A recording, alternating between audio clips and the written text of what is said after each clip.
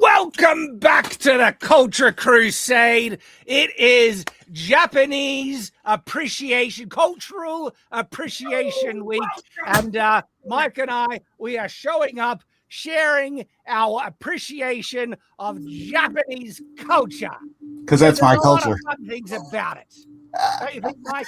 Let's do this this opening the way I do my show, except in Japanese form. Konnichiwa. Oh, no, wait. Ohayo, konnichiwa, konbanwa, whatever the case may be. So you might notice I've whipped out my Japanese swords. I'm wearing a helmet, though I probably won't wear it the whole stream. Now, what is prompting this? What has kicked off? Well, the great unification. Yes, yeah. There's a remarkable type of friendship and unification, because I wouldn't just say necessarily it's with Japan and America. That's the primary thing, especially American culture, but it's more generally the West. And I feel included in this appreciation kind of thing. No, you're not. I am. I'm a Westerner, Mike. People might even say I'm more Westerner than you. I don't think so, lad. You are kind of bridging words. You're kind of bridging cultural divides with your heritage there, Mike. Yes. I am as the Japanese American, first generation. It's so funny because I'm first generation on my mom's side. She's an immigrant, and my dad's side literally goes back to 1611 on this continent. Long before this was the American country, we were here, and so I'm like both sides of this wonderful collaboration between the two halves of my genetic heritage. So in case people are unaware of what has happened, X/Twitter has just unlocked automatic translation, particularly for Japanese posts, but I think it is more not. It's in other countries as well. I have seen other countries, but it's 99% Japan. Exactly, because turns out there's a lot of things that both America and Japan like about one another, and it's kind of bringing them together. There's cultural things, and I got a lot of fun, memes and stuff to share.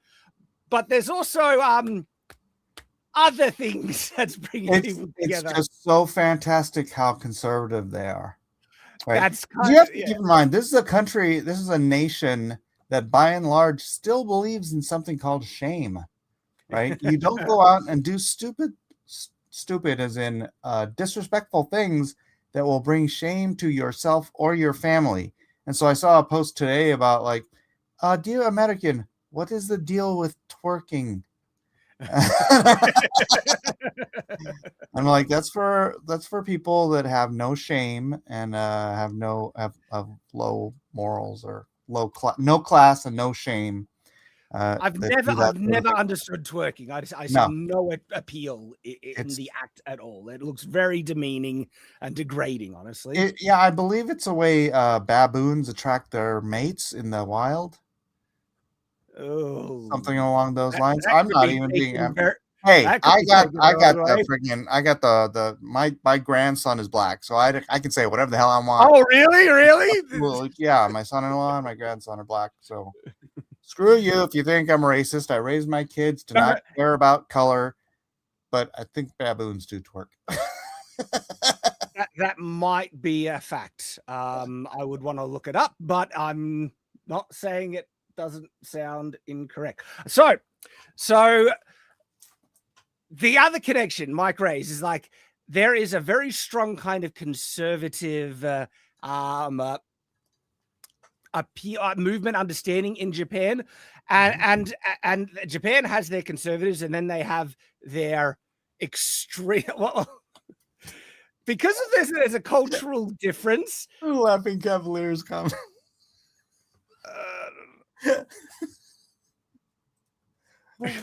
Oh no! Professor, why are we working in Russians class?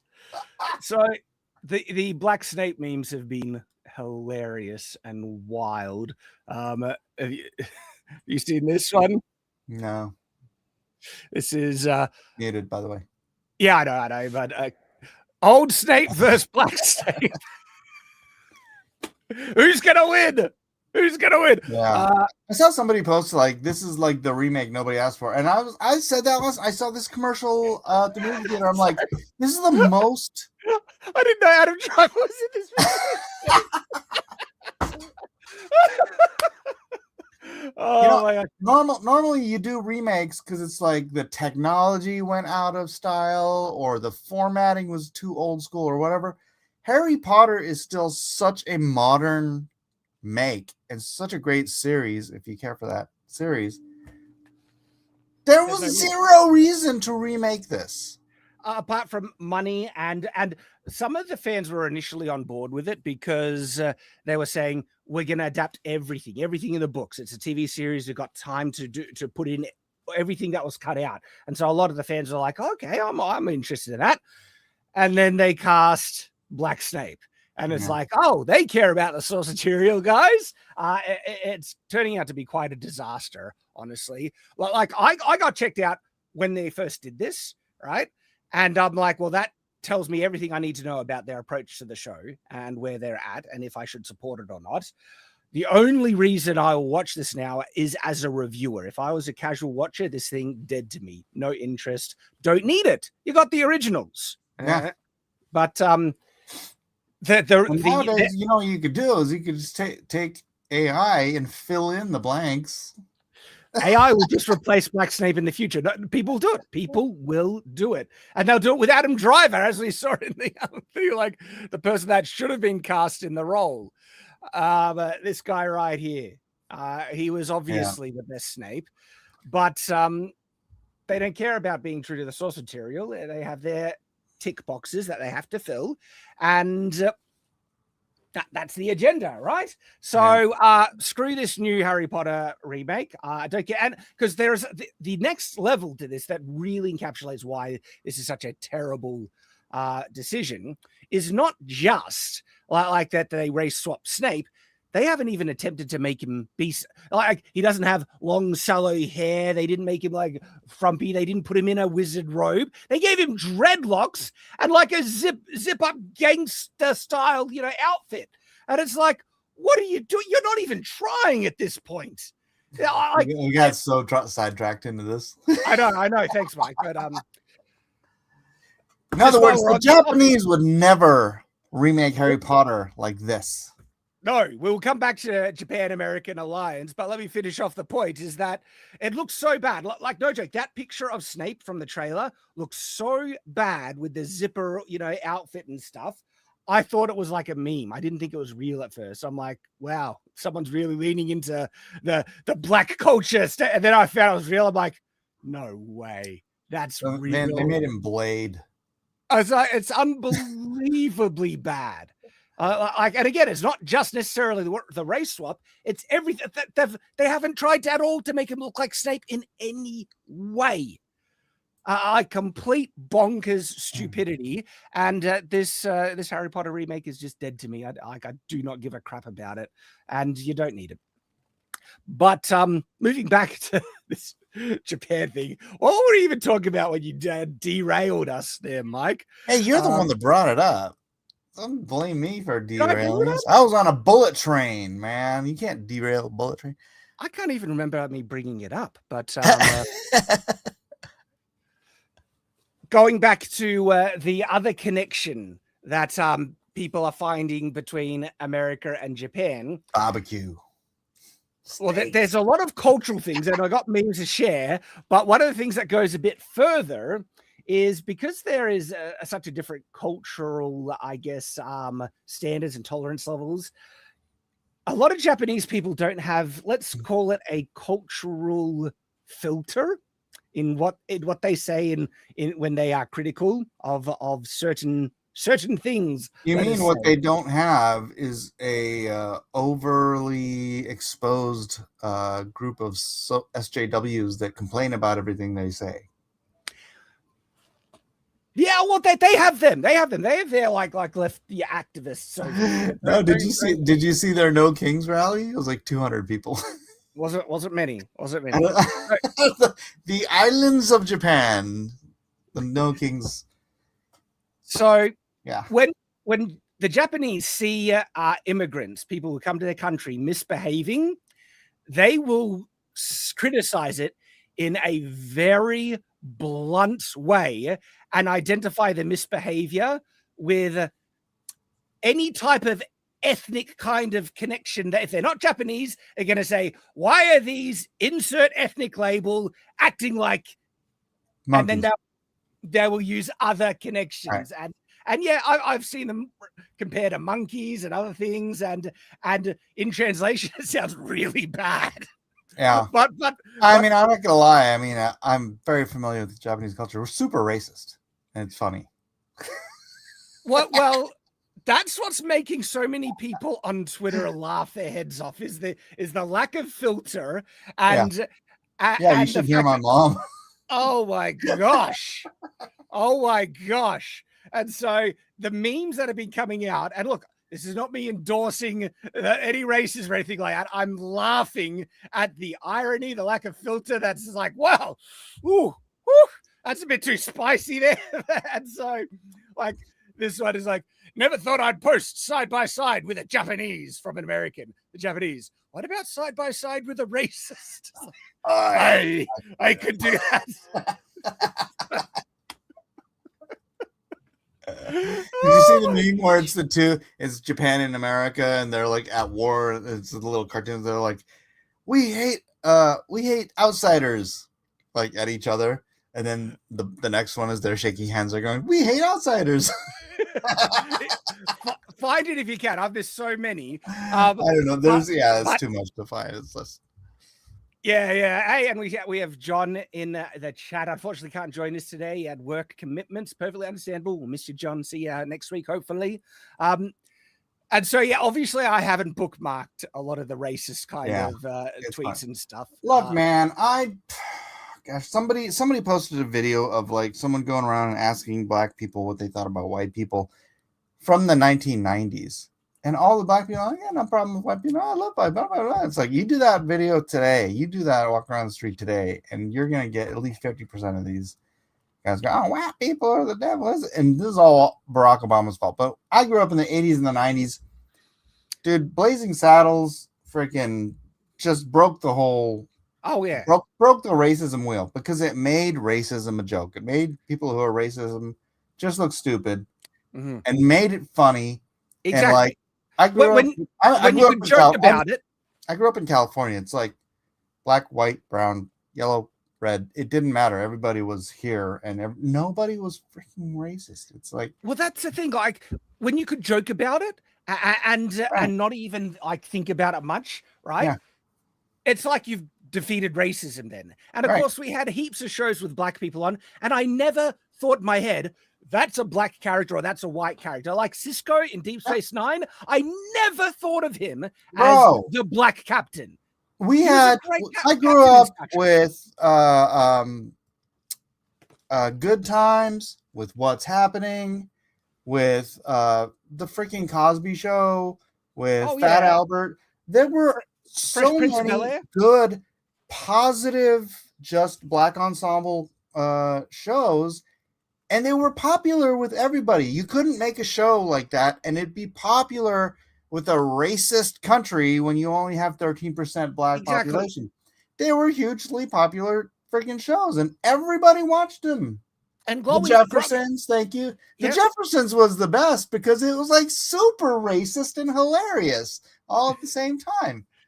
And what came before that? All in the Family? Oh, freaking great stuff that took the power away from racism. Yes, yeah.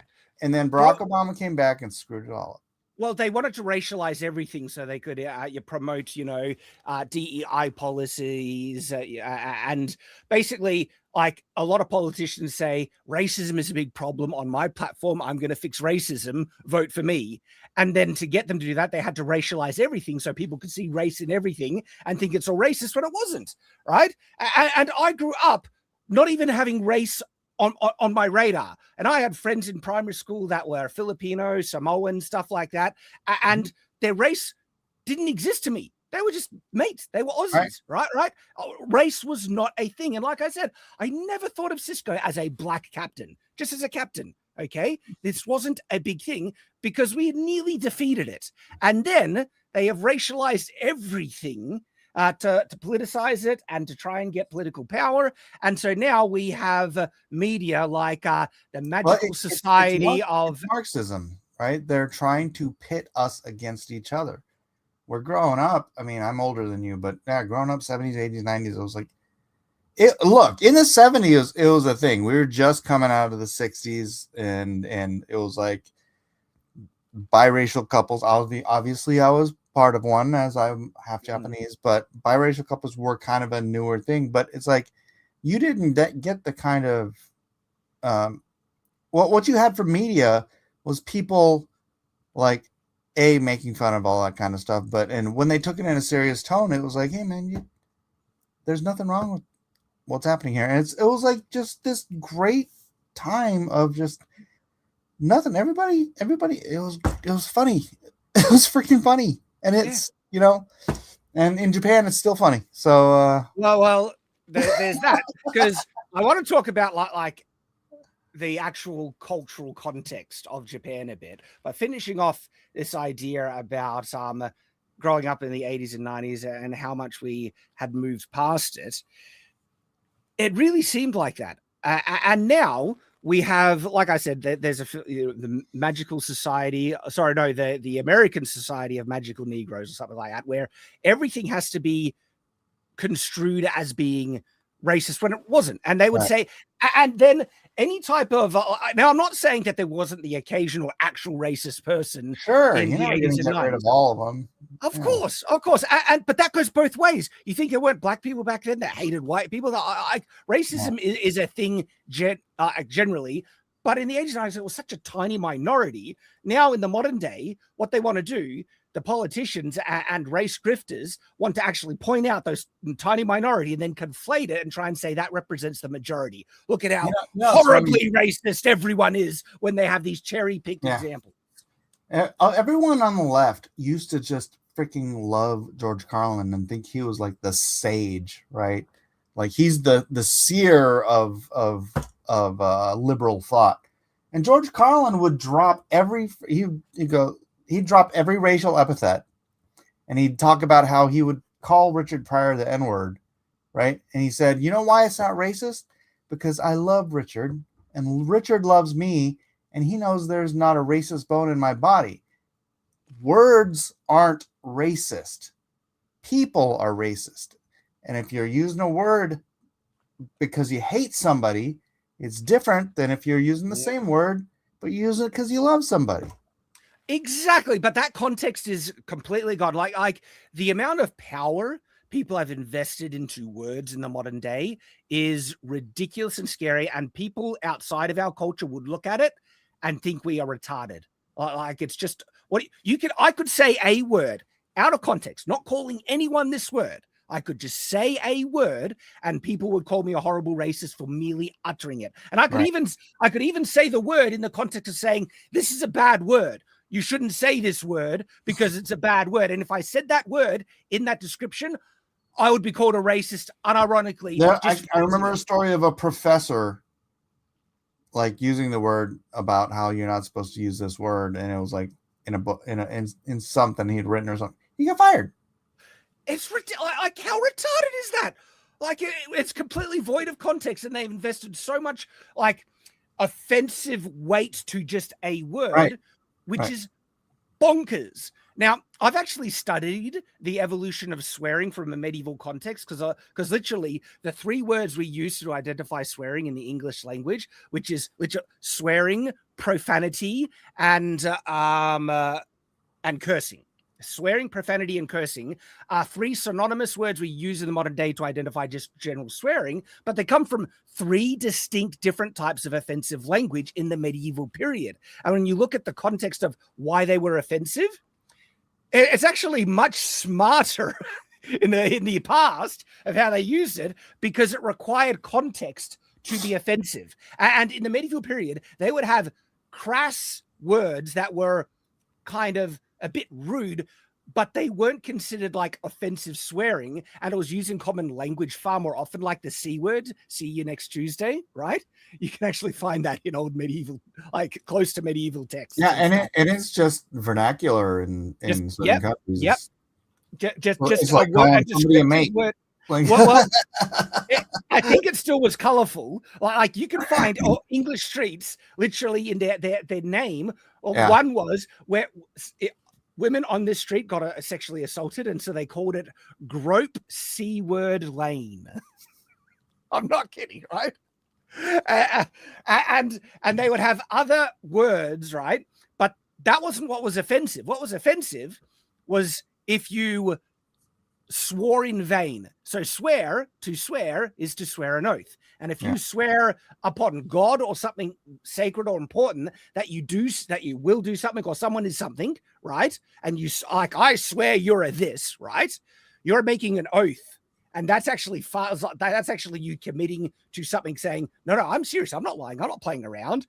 You are an actual blah, blah, blah, right? And that got really serious because one of the context of medieval justice was based on witness testimony. They didn't have evidence like video evidence or DNA and stuff like that. And so how their judicial system really functioned and how you could really convict people was based on witness testimony, swearing that something was the case. And you would swear upon in the name of God, which is in their mind putting their eternal salvation on the ground of them being honest. Okay, that's how serious swearing was in the actual context. And so if you swore something, you were saying like, I'm making an oath under God that this is the case. And so therefore, when you did it in vain, and especially if it was tied to an accusation, some of the two most like offensive things to call someone in the medieval period was, Mike? Yeah, could you guess?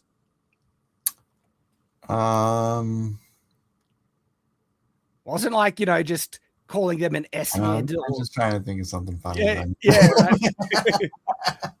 Calling someone a thief or a whore, because those are direct indictments on their character, and they actually had like legal weight. And so if you called someone a thief or a whore, oh boy, and especially if they weren't that, and you were just calling that to insult them, that would really make them see. There's fighting words.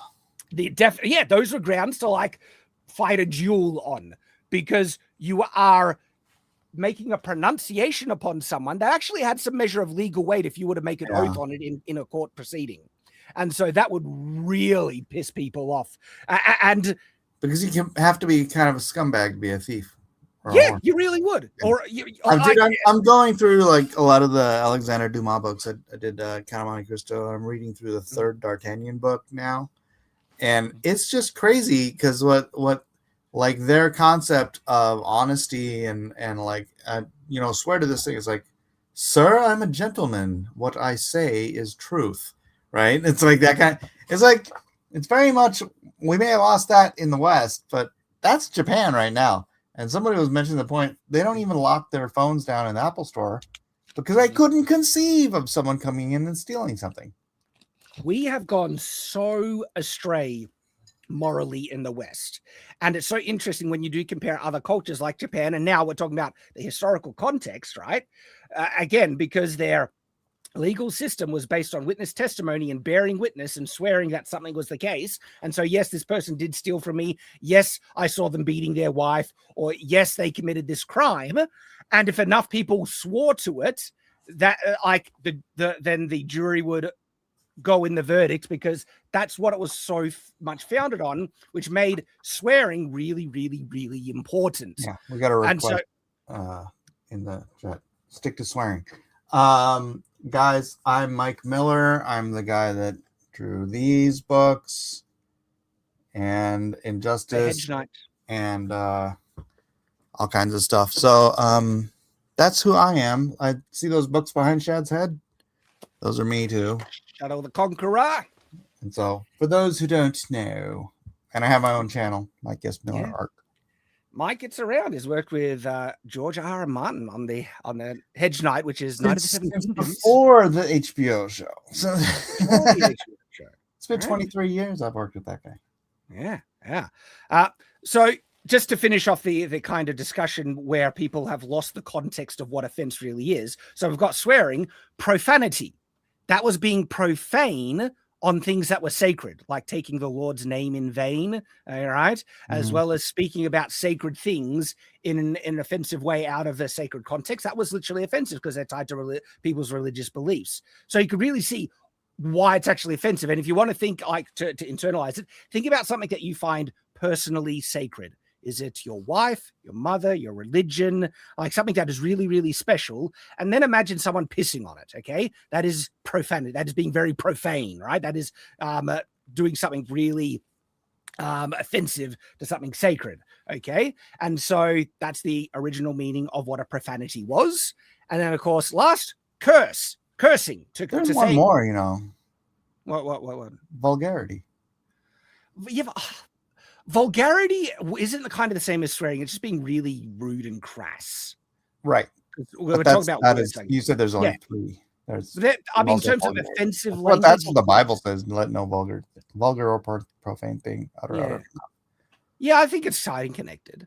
But talking about cursing, right? So to curse someone, this is interesting. This is one of the few ones that actually has kept a common word association, which is damn. Damn you, damn it, damn you to hell. Though it's far less offensive now, that actual same wordage was used in the medieval period, and it was really offensive because people were really religious. And one of the most offensive things you could say to someone is condemn them to hell, which means to curse them. All right. Or to wish. You don't have the power to do. No, you don't.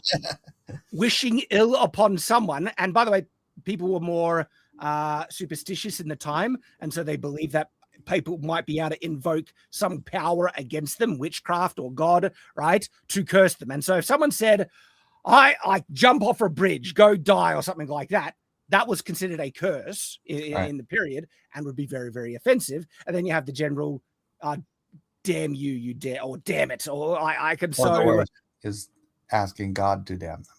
Yeah, exactly. Yeah. And so it's so interesting that in a medieval context, swearing is actually far more offensive by understanding the culture, where now you can just, it's retarded. A single word devoid of any context is offensive because we have been conditioned to believe it's offensive just because of a cultural, you know. I haven't been. We have to the broader culture writ large, the education system and all of their microaggressions and, you know, words are violence and all these freaking retards. Those are the ones that have been conditioned to believe that any little thing is to be taken as offense. And if you're offended, you know, you have power somehow or another. It's like that's what it's all about. It's like they're training people to be offended by each other because it is divide and conquer. Yeah. And you're all a bunch of George Soros paid useful idiots. Well, not only it doesn't go one way, it goes the other way. Like by investing so much offense to just words, right? They give people power over them. And so I was watching this video, which was interesting, where a young woman was getting accosted on a train, and you can guess the, let's call it, ethnic divide in the people harassing and the person getting harassed. And she was just being quiet, not saying a thing, okay, waiting for a thing, constantly getting harassed. And then the train stops and she gets off. And as the doors are closing, she leans in and drops a single word. Yeah. And they all go, they go ballistic. We're talking like unhinged, brain out the window, rage, beating on everything, going crazy over a word. Are you aware about the funniest part about this story? No, what? That girl's boyfriend is black. So I would say not a racist, doesn't actually think black people are inferior, but she knows just a knows word. It's gonna freaking and she has power over people because they have given this word so much power. Yeah. And he drops that single word. And the scary thing is, though, if these people were able to open that door, they would have happily not only beaten her to a pulp, potentially even kill her, and thought it was justified because she said a word. Because words of violence, Shad. Which we're in retarded bonkers land Yeah. if it's gone this far. Like it's unbelievable how, and it's a word out of context. Saying a word is not physically harming someone, but they have words of violence. That's the lie that they push, right? Yeah. And so to justify being violent, and it's unbelievable. It's bonkers. Now, that's the cultural context that we kind of live in the West, but in Japan, they don't have such a cultural, conditioned hesitations, let's just say. So they've been very so blunt. Cute when like a little girl with an anime voice is just saying Nika. Hey, wait, we're on the stream, Mike. You gotta, and look, I don't find that offensive, but because people in the world, and it's just the world we have to operate in. All right? I didn't use the hard R. I didn't use the vinegar. It's the world we have to operate in, and YouTube potentially will. They allow it sometimes, but I have no idea where the line is now. I have no idea. But in terms of seeing a cute anime girl suddenly blasting out it's so funny. explicit language, the contrast is humorous. Well, they don't see the offense, because they'll see some black guy saying it and then they'll just repeat it. And it reminds me of what was it? That Jackie Chan and Chris Tucker movie Rush Hour. When he doesn't know, he's just repeating what Chris Tucker's saying, and he says, "What's up, Ma?" and then he gets in a fight over it. What did you just say? But he is saying it because he literally saw Chris Tucker going up to me. Well, what's up, Ma? Right. And so I understand the logic. You see people saying the word perfectly fine, therefore the word is perfectly fine. But no. There's actually a racist inequality with the allowance that society gives certain races. That's it's really just that word, because you can say spix, slope, gook, Jew, Jap, nip. You can say all the friggin' words and nobody's gonna say anything. Oh, you say the N-word though. But YouTube will strike your channel. It's like all the words about white people. And oftentimes by black people. Nothing. You know what? I think it's because most people don't get offended. We don't care. We don't care. Like, it's a word. Right. Yeah. Okay. I'm half white, so I can say we. And so, Japanese, they see it. They don't have the cultural limitation. So they've been dropping some pretty heavy stuff, and people have been laughing their heads off. This used to be a commonly used word on Saturday Night Live. Yeah. Back in the 70s and 80s. It was like, because those guys loved each other and they joked with each other, and that's it air on Saturday Night Live. I watched this whole thing on Chevy Chase the other day, and it was like, yeah, he was just dropping that because he was like, because it was a joke. It was a joke. That was the point. It was a joke. Yeah. I mean, look at Blazing Saddles, right? And then he got in trouble for it on some later show he did, where he was like sort of repeating the joke, but it's 2010, right? So they like wanted to cancel him for it. It's like, he's like, I used to say that with the Richard Pryor every day because I loved him and he loved me, and blah. The same thing with, they all loved each other. Nobody gave a damn, man, and nobody cared. Nobody cared. Because there's so much currency in outrage and offense and being a victim. People have been latching onto anything to claim that they're being victimized or abused, and anything. Like, it's gotten so bad that any criticism of someone, and if they happen to be of a certain ethnic, background, they claim you're racist for lobbing that criticism against them outside of the context of if the criticism was valid or not. Like, I remember a crazy one. There was a black tennis player.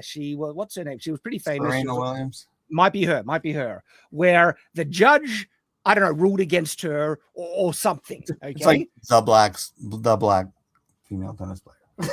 I'm sure there's more than her, Mike. Oh, it's her and her sister. It's just a very white sport. she got ruled against by the judge or something, and she just went on this massive tantrum, and then she started to just call them racist for ruling against her for a technical error. And it's like, what? Yeah, like she literally started to play the victim that people were being like, you're only ruling against her because she's black. And it's like, is she crazy? And we've got pulled that card, bro. Yep. And so, unfortunately, it's been used to deflect valid criticism a lot and also claim victim status. Okay, which is its primary power. Mm-hmm. Yeah.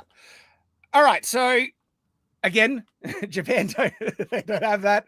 They've been dropping some wild stuff, but outside of that, which has been kind of like, woof, that's spicy, Japan, and also seeing a lot of people laugh at it. What has been more wholesome coming out of this is genuine cultural appreciation, not cultural appropriation, cultural appreciation. Let's talk about this, because the bullcrap idea, right, that adopting things from other cultures is offensive is being a narrative that the woke ideological movement has been pushing for over 10 years now.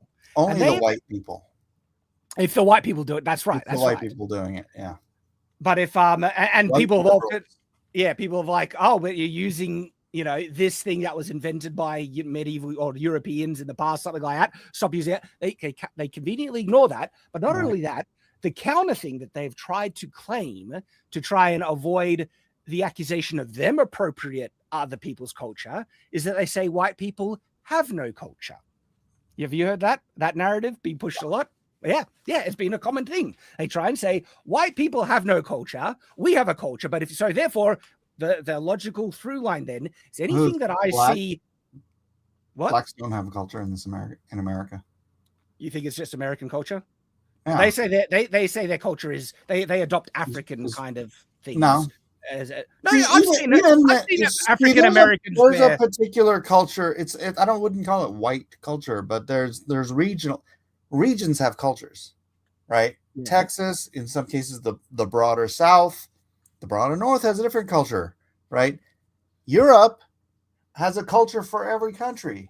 Oh, Europe has right. The culture, so it's like, let's come back to that, because broad-based culture like that. Oh yeah, know? I want to talk about culture that exists in, let's call it white people's heritage, but it's not. It's just this broad blanket when it's actually crazy segregated and diverse, right? Depending on region and ethnicity.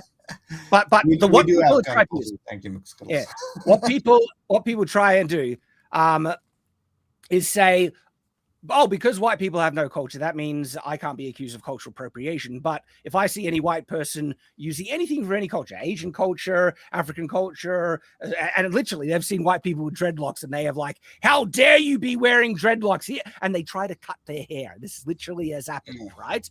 Because they have no right to wear dreadlocks, white people, because it's not part of their culture and they're stealing from other cultures. It's happened. Like there was a girl who wore a Chinese dress for her, what was it, homecoming or something like that. Prom, yep.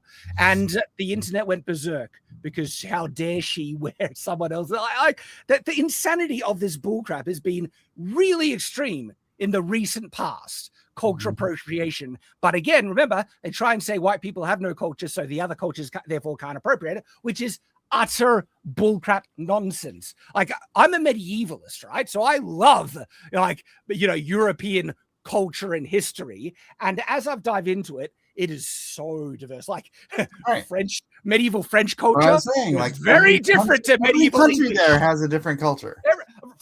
You can't compare Italian culture to Nordic culture. You just can't. There's no. There's not. They try just paint it all like it's all just whiteness, and it's like no. It's French, it's Italian, it's Spanish, it's German, Russian, it's English. But the thing is, when you go to the actual medieval period, because things were so more segregated and they couldn't communicate over large differences. If you just go into France, right, you will find like the Lombards or the Franks. It breaks apart more and more and more. Sometimes to the point where they have different languages, right? The uniform like French language didn't come about like broadly until the late medieval period and after, right? If you go to the early medieval period, holy crap, even in English they had different language. And then again, like you have, you know, the Welsh speaking a different language to the English, and then you go up to Scotland and stuff, and you have, and look at Scottish and English. Their cultural kind of differences remained quite strong even throughout the medieval period, and so they want to ignore all of it. That there's just, oh, white people have no culture at all, and it's all just one broad brush. Hey, Lit Dev, how are you, mate? Hello. We are talking about cultural appropriation, sir. Giving people and cultural exchanges too. Yeah, well, we've talked about some cultural exchanges already, but now we're going to get into what this meeting of Japanese. Well, real quick, I want to kind of go back to that. The whole, I say, you know, there's no white culture, and we do agree. It is like me. I'm a quarter Norwegian, so if I want to go back to my roots of that culture, I could go back to the Vikings and blah blah blah and all that kind of stuff. And you're Scottish, right? Oh, dude, I'm English, Irish, Scottish, and Welsh. Right, so you have like all those cultures. All the white people. Right. And this is just a horrific reality of the slave trade. Is like the slaves that did make it here, which, by the way, was only 4% of the transatlantic slave trade, so I don't want to hear about it. But they lost their connection to their cultural roots over the centuries. And so it's like, most people who are black people who are here prior to post-slavery immigration, like immigrating on their own accord, they've sort of lost their cultural roots. So they, as far back as they can go, they're just like, we're Southern culture, or we're, you know, your regional culture from the States where your most recent ancestry is from, but you're like way back. Like you go back to Scotland, like England, all that stuff. I can go back to Norway and blah blah blah. That's well. Here's a good example, right? Because like I have strong English heritage, Irish, Scottish, and Welsh. Like I'm a mix of the whitest people on earth, right? But I've been to the UK, and I can distinctly say that is not my culture. My culture is the Australian culture. Well, now Australian culture is an interesting thing to kind of insert into Western cultures, because there's a lot of similarities, but there are strong differences in Aussie culture that But you could, if you wanted to, embrace your ancestral culture, and I could, but like no, you know what it would be? I'm already embracing like the aesthetics of my cultural heritage from medieval period, medieval Europe, but not the social behavior of not just of not the medieval period, because the social behavior of the medieval period was very different to ours, right? But UK social behavior, I like it less. I like Australian social behavior. I like Australian culture, right? And so there are cultural practices that exist in the UK that some I like, but some I just don't connect with. Like I like the Australian laid back, she'll be right kind of attitude, where in the UK there is this kind of more. It changes because how much of the UK culture is being preserved with all their immigration, right? But I'm talking about traditional. And again, it's the UK, so you're talking about like 4, 5, 6 different cultures. yeah. There's multiple, and there might be cultures in the UK that are a bit more Aussie-like, and there are different Australian cultures as well. Though I will say Australian cultures are more similar, that we don't have like a huge, because when I go to say Sydney, it's all Aussie, the same Australian attitude. When I've gone to Perth, and sometimes you only hear a different twang in accent. Some of the bigger cultural divides we have in Australia is when people immigrate to Australia and they live in their, you know, closed off kind of communities almost, and they don't integrate. That causes vast, big cultural divides. Right. And as well as a lot of Aboriginal communities. It's kind of a balancing act where it's like, and on one side you do want to respect, because I very much respect my Japanese cultural heritage, and I really don't even much pay attention to my Nordic heritage, right? It's like, yeah, don't ignore the Nordic heritage. They got some stuff. Primarily, I know, but it's like I don't think of myself as a Viking. I think of myself as a samurai. So it's I think of myself as a knight. I've associated that, you know, identify with me a lot. But it's not. But the broader cultural melting pot of America is where, you know, is where I do like you say, you're Australian, I'm American. So majority of my culture is obviously going to be based on my American heritage and was wanting to be part of this great experiment in America. Mm-hmm. Well, here's the thing. Right? My favorite thing about this whole cultural exchange, by the way, though, is that I learned definitively that the rest of the world loves Texas and hates California. That was fantastic. well, that's the next. Suck it, California! Every day you see Californians go, "I'm so sorry to the rest of the world as an American. I want to apologize to the rest of the world for all of us are not like this." And it turns out, no, people love us. They hate you, Californians, all right? They hate you, all those soy I will boys. apologize for California, even though I live here, but I will not apologize for America. I did that. I went ahead. I thought about that. Like, I'm sorry, Japanese. I apologize as American on behalf of California. We are not all like them. Okay. give the Californians a taste of their own medicine. Like, we apologize on behalf of California. All right. Hey, I apologize for how much Australians butcher the English language, and I'll say it for like the Australian accent is a mess. But you're glad you got to the next part of the discussion, because this cultural appropriation thing has been bullcrap from the very beginning. The whole thing behind cultural appropriation was as a tool and leverage to use against people, to accuse them of being racist or bigoted or any number of things, right? To give them social leverage over them, to claim victimhood status, to claim benefit points, all the nonsense from the intersectional lens that they try and promote. It's blatant that was what it was from the very beginning, and they tried to reverse what it really is. Because what it really is, when someone from, the West wears a Chinese dress or puts in dreadlocks or owns a lot of friggin', samurai swords or things like that, it is cultural appreciation. We see something in someone else's culture that we think is pretty cool or fun or aesthetically pleasing, and we enjoy it. And what has been brilliant, the actual brilliant thing, not the kind of spicy stuff that we see. The brilliant thing about this opening of Twitter, Twitter is translating the posts into other languages, right?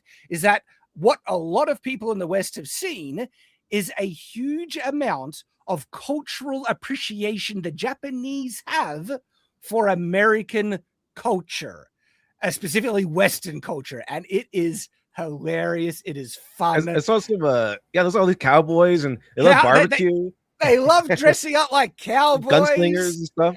Suck it, California, suck it.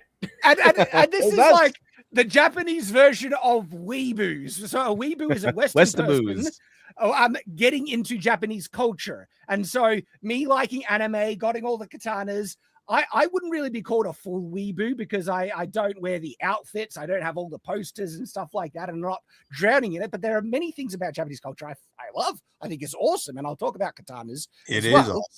This is awesome. That is great. I love seeing them appreciate Texan culture, specifically eating barbecue, gunslinging, wearing those cowboy hats. They're probably like they're probably doing the traditional Texas dances. Great stuff. They got dance with your beer, that sort of thing. That's great stuff.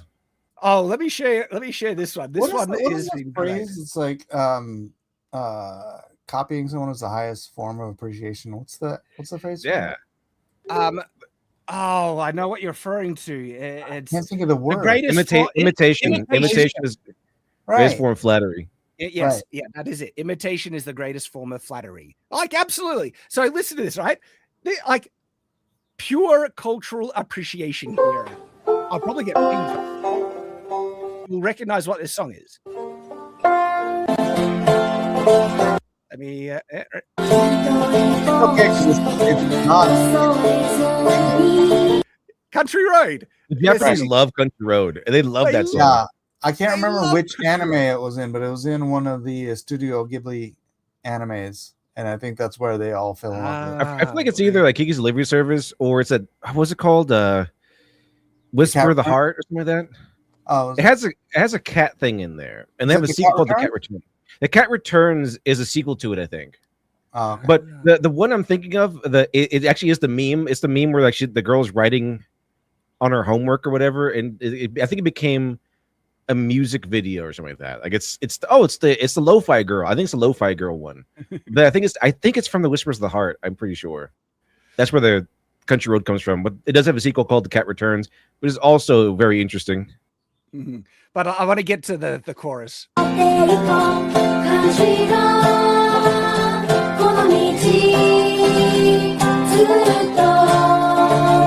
love it, man. I just flipping love it. Like because it's a celebration of aesthetics, pleasing, wholesomeness, goodness, and it brings people together. This stuff is literally bridging cultural divides between the Japanese and Americans, which have, you could say, some historical baggage between cultures.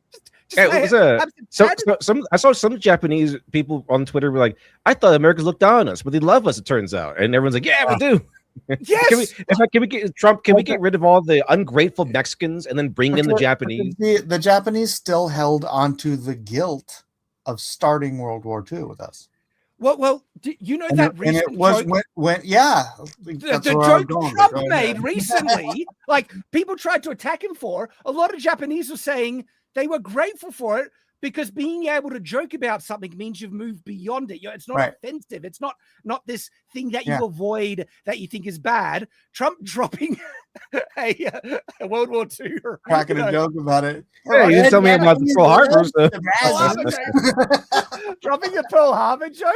A lot of Japanese are like, "Oh, you're not offended by it. You can just move past it and joke flippantly about it." And so I have a joke about that too. You want to hear it? I say it all the time. People kind of groan. But I say, I was like, how come Africans get a whole month and Japanese only get December 7th? Yeah, why is that? Better address this. So, look, this one is actually they're Chinese, but I think the message is the same. Okay, so like, have you seen this one? This one's funny. Yeah. Oh, was that too loud? That's pretty loud for me. Oh no, that joke bombed, Mike. Sorry, what? He said that joke bombed, Mike. Yeah. So surprise! It's a surprise. Like what are we having? Hamburger. 看起来挺棒的耶。 It looks. 尝一口。我现在没有很饿，我等下吃吧。你现在给我吃。 Eat it now. 吃点多吃点多吃点。好。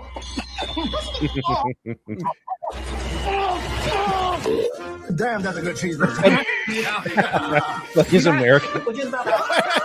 Oh yeah, dun dun dun. This is Lowe's.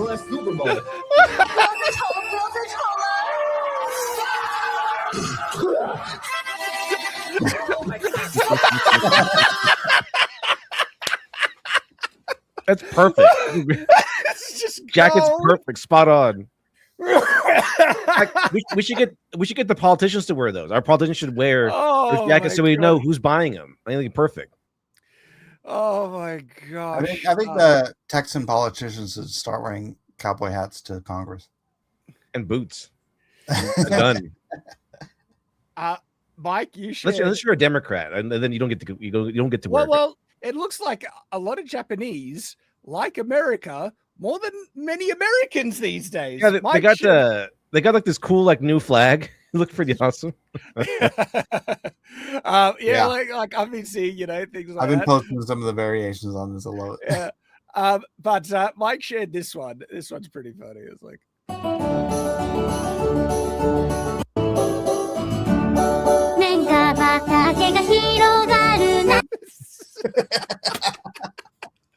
I don't want to get pinged for copyright. Music is time. Okay,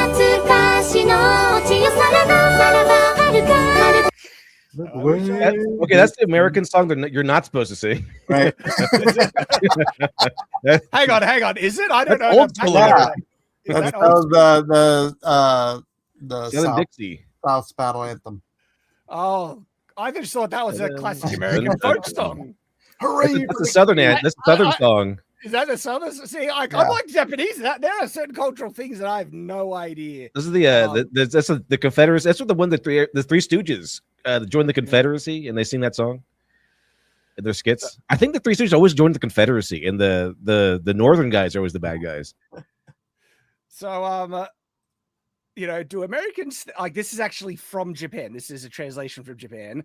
Do Americans think this is cultural appropriation? They're just loving the music and dancing that were born to, feel the good old times. And look, they're just rocking out. Yeah, they love it. There we go. They just like. Is that the twist? What is that? So the twist. Is that a Texas dance?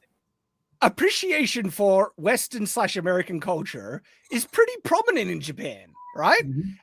But it goes both ways because there is huge love for Japanese elements of Japanese culture in the West. Anime is a huge one. And I've enjoyed heaps of anime my whole life. Man, and there's some top tier ones being made right now. I'm watching the new season of Frieren and loving it. So great. There is a let's see. There's also how was it?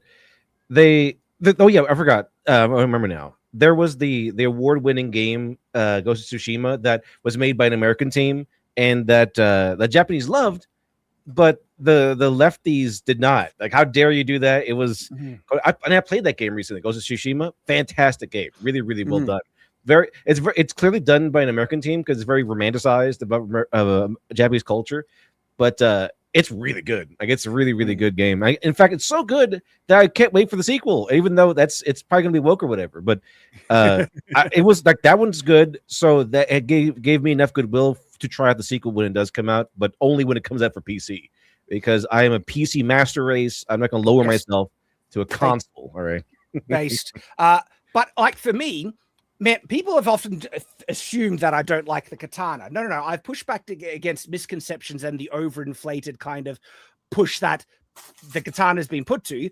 But, man, you think I don't like the katana? Have a look at how many I own, guys. The katana is a beautiful sword. It's been one of my favorite for years. I just want people to understand it in the correct context, its strengths and its weaknesses, like any sword. And I do this the same with like Damascus steel. Damascus steel gets overinflated to be this magic super steel. It's like, no, it wasn't. It was good crucible steel. Sometimes it was bad. It had certain properties that made it good, had certain things that made it difficult to work with and could result in a worse quality sword. And so I bring that context, but broadly, the katana is brilliant. I love the katana, man. But it's really good. I think if you fold it 10,000 times. Look at how gorgeous this sword is. This is like high tier silk. It's just gorgeous. This sword is one of the nicest swords I own. All right, and they're like, what kind of annoys me is people inflate certain qualities about traditional katana, right? And miss certain virtues that they are uneven aware of. So the way it's made, the manufacturing process, the folding, everything, that's not special. That was done in other cultures. In medieval Europe, they folded steel, everything like that. And it was a very clever process to work with impure steel to make a functional blade. And so it's still clever, but it's not special. There's certain special things about the katana is its edge geometry, the actual shape and profile of the blade is top tier. It is top tier. And they make it's the best sword in the world. Oh man, they take advantage of certain qualities that single blade. So have a look. Do you see how wide this edge bevel is? There's actually a wide edge bevel if you look at it, and it's because they're devoting the entire flat to the edge bevel, which makes for a more narrow edge angle on the blade, which is very refined blade geometry, which makes them cut really, really well. It's thicker than a lot of other swords, which makes it forgiving. And one of the things that people don't know about the katana, which makes it really, really good, the hilt construction, because they use bamboo pins to actually pin the tang to the handle, which is different to medieval European. It is less durable than medieval hilt construction, but it is more shock absorbent and more comfortable as a result. And so the katana is a really comfortable sword to use, and it absorbs shock in the hand really, really well, which helps you maintain edge alignment because of the hilt construction. And then the wrap. The wrap is like one of the most beautiful things about the katana, man. So see this beautiful cord wrap, silk comfortable, and these ridges, the ridges that it makes along the sides, gives such great grip. And it has this beautiful aesthetic look. These are the true virtues of the katana, which makes it a top tier sword, right? But people latch onto other things and inflate other things that aren't actually the best thing about it. But there are. I bet your katana was only folded like 1,000 times. I have a folded katana. Which one is this? This one. Real katanas are folded. No. The actual I know that they try and make that. No. The definition of a sword is its design. The folding doesn't improve performance. Okay, it's just an aesthetic. And by the way, not all were folded. Katanas are folded. Not all were folded historically. You think all the World War II katanas were? Oh no, the World War II ones are only the good ones, I guess. And all I actually have one of the mass-produced World War II katanas. They did fold it, but they folded it so few times that the folds is freaking obvious. Man, it's not going to focus. This you can see the fold lines on this one, and so yeah, you can't see them on this one. It's like so. Actually, you can in the reflection, but you can't by color. And if you just want a durable, strong sword, you don't want it folded. You want it mono steel, spring steel. My toughest katanas here. Not history here, not modern recreations of the katana. No, but I have not found much evidence for it. But there are claims that Japan also had spring steel katana that were not folded, but they were a minority. They weren't the common type.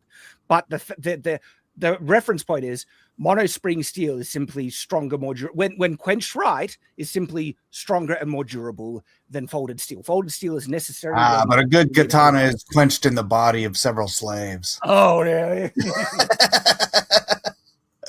And I like the katana so much. I have made my own katana. This is the Shadiversity katana. And if you want proof that this is my own katana of my own design, that you can get this through Romance of Men, look at the Suba.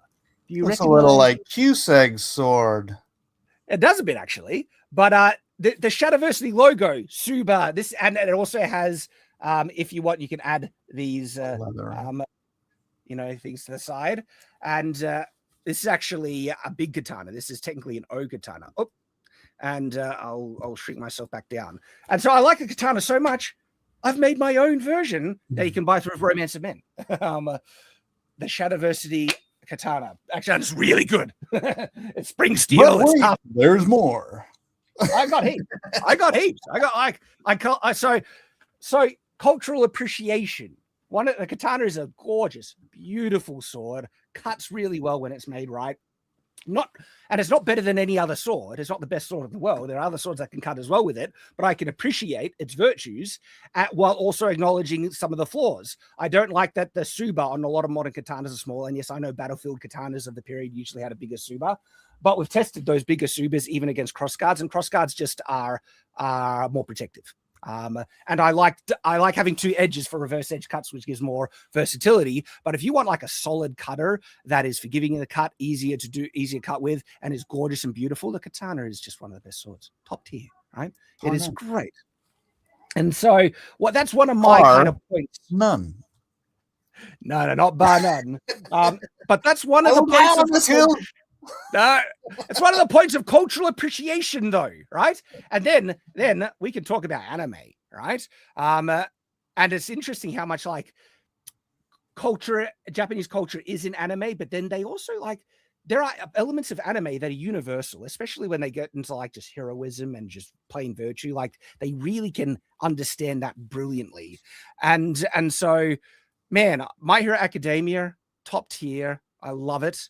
Let's talk about like recent stuff, man. Old school anime that I just have loved for years, Techno Man, right? And I grew up with Astro Boy and all the old school stuff. But it seems like a lot of Japanese are surprised at how much we like Westerners like Japanese culture, and then we in the West we've been surprised at how much Japanese love Western cultures. Oh, hang on, we're on a live stream. That might get us pinged. Oh yeah, the little gun. Live streams does not like guns. Sorry, but this is even showing a gun. Let me see if I can get a shot of it. Yeah, but in Japan, you're not allowed to have real guns unless you're in the military or the Yakuza. Well, you can't really see the gun here, but this guy is he's unloading, he's spinning around and is doing, trick shots. Now, funny, right? The Japanese are obviously allowed like toy guns like this that are look very realistic. Yeah. It's better than Australia. That's called an imitation firearm in Australia. In Australia, I think it's too much. You can't handle it. Like they treat like children over there. Like, oh, yeah, that you do. Can you even have a water gun? Is that too? No. So you can have water guns. Imitation firearms are controlled. You need a legal reason to possess. I have a legal reason for film and video production, and so I do own imitation firearms, which are toys. They're literally toys, but because they look so realistic, do you have a license for that? It's like, no, I got a legal reason. But I love that he just mocked the Australian accent. The license for that? I think it's more like the Queen's accent. I was mocking, the English accent. You got a license for that? You got a license for that? Yeah, someone in the chat. You got a license for that pop gun? He pointed out that he can't have a sword. It's like, that's right, because you took away your gun rights, and then people started killing each other with pointy metal, and so you have to. That's actually what happened in a movie called Bunraku. It's the world bans guns. Everyone started killing each other with knives and stuff. Yeah, well, shocking surprise. What was the knife attack I heard about? It was a few months ago. Someone stabbed. I don't know if he killed, but he like stabbed 14 people before he was stopped. Oh, so yeah. So I mean, that's knifing. I've talked about this on Shadiversity. Like when people want to do violence against others, they'll find a way. They'll just use a car if they need to, and they can. What was that one? Was like this one guy was trying to stop a guy from stabbing people, but because the guy who with the knife was like Muslim or something, the cops went after the guy trying to stop him because trying to stop the guy was racist, and then the guy stabbed the cop. And the cop died. I saw like that's like peak 2020 behavior. It's shocking, man. But yeah, like don't even get me started on that rabbit hole. People have a right to defend themselves. Gun laws are stupid because people will find a way to injure people regardless of, and they they literally do. When they want to cause mass casualties, all they need is a car and they can do it.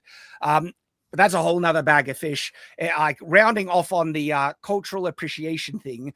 One of the main things I love about this is that this shows that cultural appreciation was retarded and nonsense from the very beginning. It's appreciation. And guess what?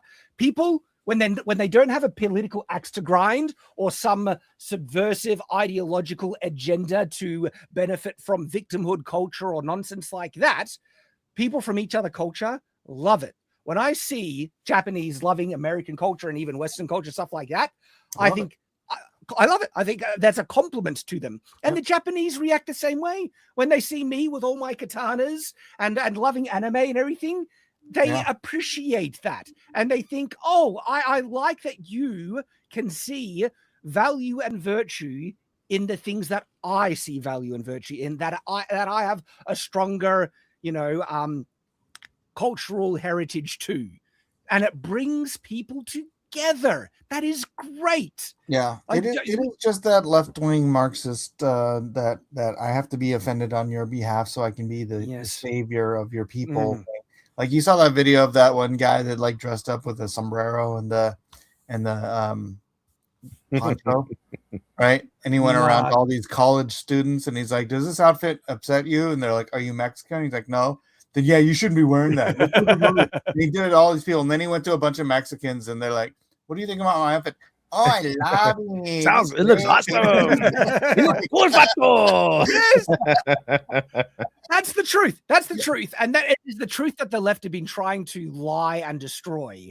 And because the left wants to divide people. They want people segregated. They are the most racist, bigoted people on the planet, these, woke ideologues, because it gives them political power in doing so. And it is evil what they push.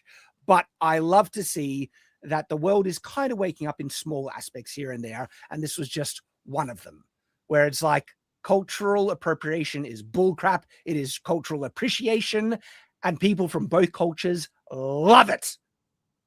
That's the answer on that. Including blackface. Yeah. I mean, if that one comedian can make fun of Charlie Kirk's widow, becoming a white chick, I mean, anything can go, right? Anything can go. Look, Well- Justin Trudeau wasn't mocking Indians when he wore blackface. He was But he should have been. appreciating their darker complexion. That's the problem. He So- should have been.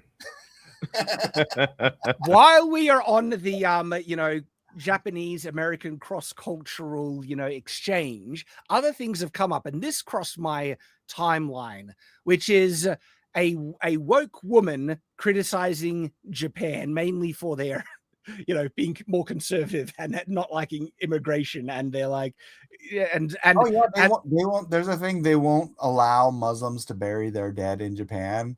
I'm like, freaking A, Because man. they cremate over there. They don't want graveyards. Well, It's a lot. Takes up a lot of room. Japan has a premium on like space. It's at a premium, meaning it's hard to find because their population is so high and their land size is so small, and so as a result, to conserve room, most the way that they deal with their deceased is through cremation, which is but against. it's not cremation like we cremate down to the dust. There they cremate basically for ossuary box size burial.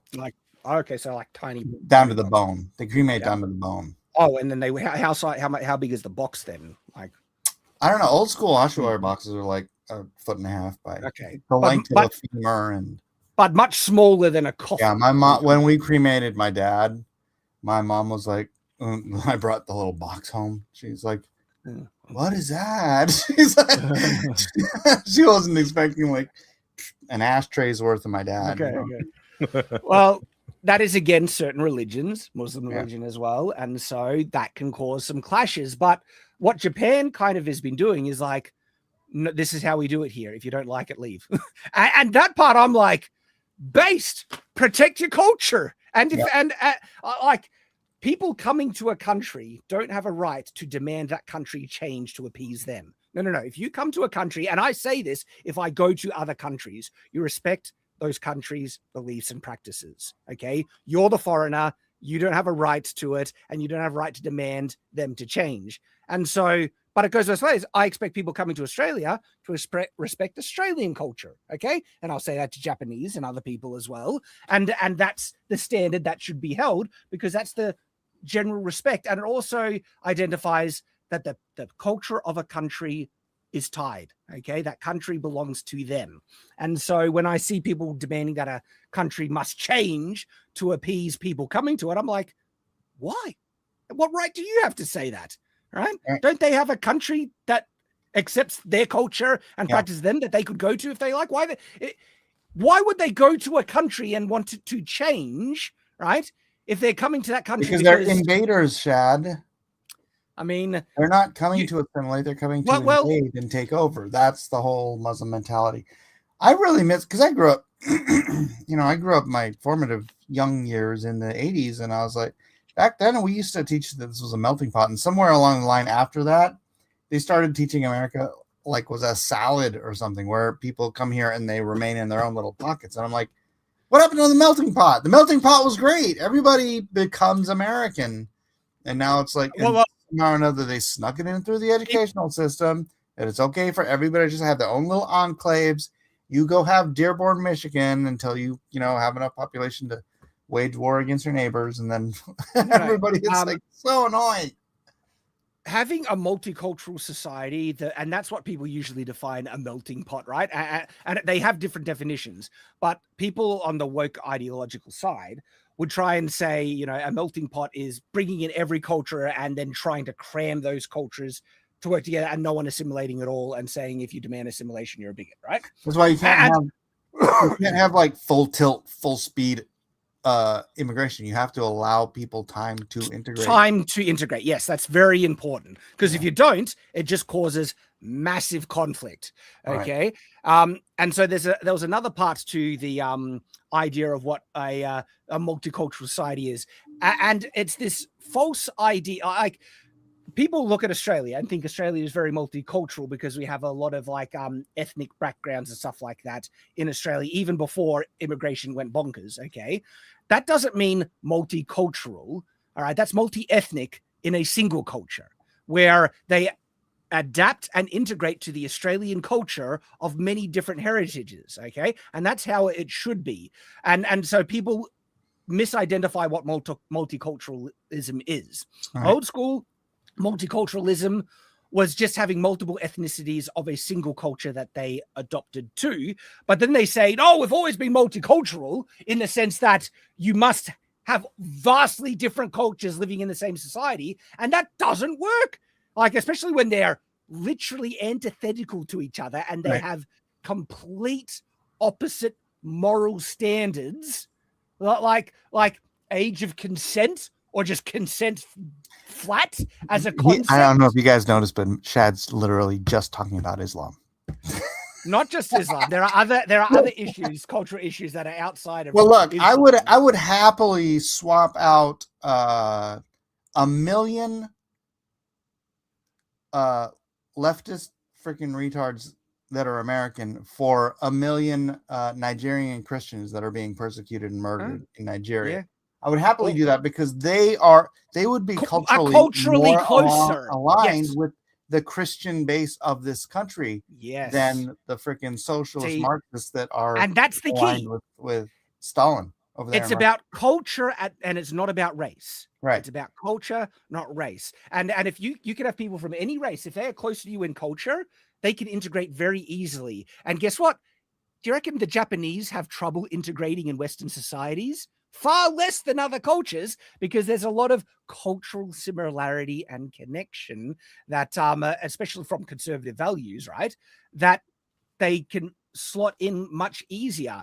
But there are other cultures that have literally opposing moral standards. And I'm not just talking about Islam, but extremist Islam is absolutely a big problem with that, especially Sharia law. Sharia law is simply antithetical to Western standards. Culture, you can't integrate that together. There's no multiculturalism with Sharia law because Western cultures are built on Christian.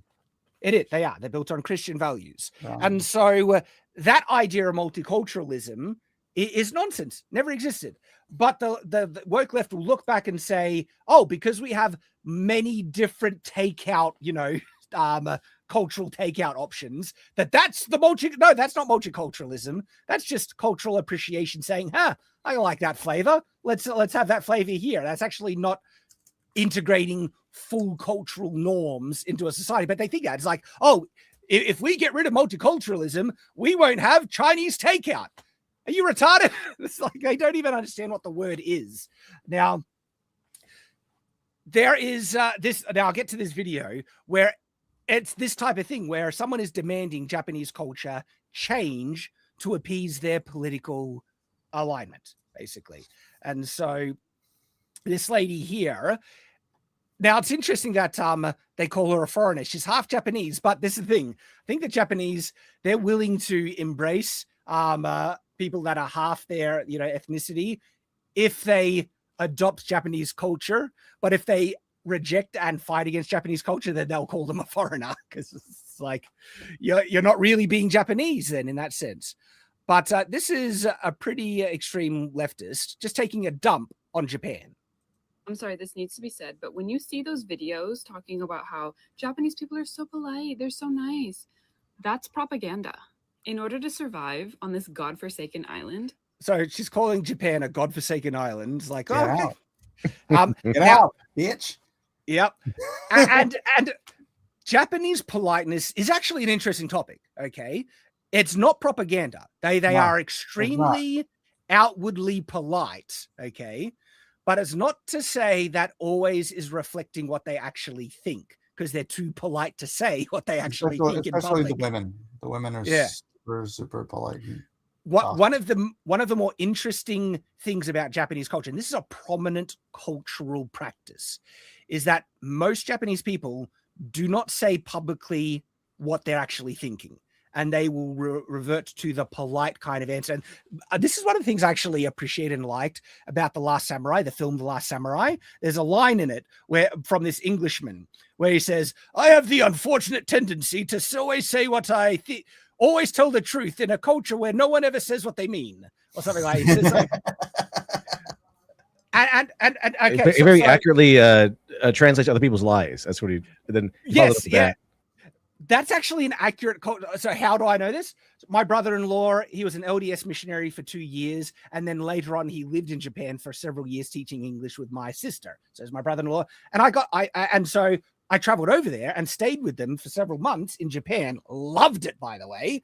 But one of the cultural things that they were trying to tell me about was literally that, where even in their work kind of environment, barely anyone would say what they actually mean. And it's like simple things. They're saying, when people say, hey, we should meet up again. And they'll say, yeah, we should. We definitely should. And then they never schedule another meeting or something like that. Is where out of politeness, they just kind of go along with things or say things to be polite and don't actually mean it. And that's actually a very common cultural thing in Japan. You want to know something interesting? It's like totally tangential to this. Okay. Yeah, sure. There are Jews in Japan. Did you know that? It wouldn't surprise me. It should surprise you because no, I'd be more surprised if you said there were Jews in Iran. Or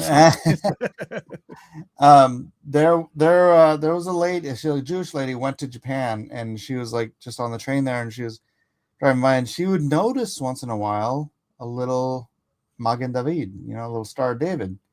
And one time she got off a stop, and she just went to try to find this Star of David. She saw it, and she found it, and it was this tiny little like Jewish gathering place. And she's like, I had no idea there were any Jews in Japan. And she asked where they came from. They were escaped Nazi Germany, and they were trying to escape. Well, they did escape. Hitler told Hirohito that these Jews were coming to Japan. Like, he got word of where they were going, and he wanted Hirohito to execute them. And Hirohito's like, sure, buddy. And so Hirohito literally like saved all the Jews who fled Germany to Japan. Good on him. That doesn't excuse what the Japanese did during World War II, of course. Oh, no, not at all. But I will point out, Hirohito actually was trying to sue for peace. His generals and admirals were the warmongers. Fight to, well, it's the entire. It wasn't just them. Yeah, fight until you die. The honor culture. Until you die. Yeah. We will fight to the last man. That was the entire mindset of the Japanese military. And Hirohito's like trying to reach out to America through Russia, and Russia's like, yeah, we're not going to tell them that. Yeah. But, good. And look, they should get credit for that. But I mean, the historical Japanese of the period should get credit for that. But also, we should need to be honest, the Japanese of the of World War II and medieval period were very racist. Okay, don't escape like the problematic elements of history. But like Japan have come a long way, the US have come a long way, and they're not like that anymore. Okay, but seriously, if you want to know how bad the Japanese got, just look up a thing called the raping of Nanking. Okay, and you might learn a thing or two why dropping the bomb seemed to be the only option to stop the Japanese war machine. They were training every woman and child to fight with broomsticks and knives. It was going to be it was going to be a bloodbath of unparalleled proportions, a ground, invasion of Japan. Like it would have been bloody beyond understanding for both sides. And Japan they were preparing for it. All right. And so by the US saying, well, guess what? We can actually wipe out everything and not lose a drop of American blood. Which was a total bluff. Right. We got 2 of these things. Oh no, we got hundreds of them. We're just they would have been able to make more, but But actually, the worst thing to ever happen in Japan was the firebombing of Tokyo. It was 100,000 people died in that one night. Oh yeah, that would have been. There are horrifying stories. And that actually brought them to the negotiating table. It brought peace. Okay, and ever since Japan, they've kind of been just after rebuilding now. It was weird. Like, I was listening to think about how the servicemen who worked under MacArthur, they got to Japan. They were expecting to have this rebellion. It's like, well, we just beat all these people, and usually it's like they'd be mad, but it was like they all just opened up their arms, and like there was no raping. There was none. Well, there was probably some, but it was so minimal. It's like the Japanese just loved on the American soldiers as soon as they got there, and the soldiers were like, what the heck is going on? This is weird. Well, because that's the thing. The Japanese people were oppressed by their government and forced into what was being done. Not everyone in Japan was on board with it. They had to go along, otherwise receive serious punishments. But now going back to this crazy lady who is just taking a dump on Japan. She's calling it a godforsaken island. And the politeness culture, right?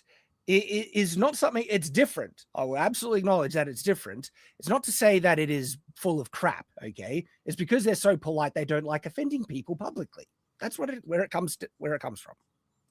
You need to understand, it's not that Japanese people are somehow more polite than other ethnicities. It's that they're fake as fuck. See, that's how she interprets it. She was like, no, they're being respectful to not offend people. Now, I do admit it goes much further than what you might be culturally familiar with. The level of nicety language they resort to without saying what they actually think or want is much, much further than what you're probably familiar with. I think they have an honor law there. Drunk, by the way. Until you get them drunk. I read that they have an honor law there that even like if you disparage someone in a public space, even on social media, they can sue you and win, even if what you say is true, because it damages their public reputation. So that is, you're not supposed to disparage. You're not supposed to damage someone's reputation in public. You're just not, even if it's true. So, man, I would disagree with that. I think that goes too far, but it is ingrained. If that's the case, it's very ingrained in their culture.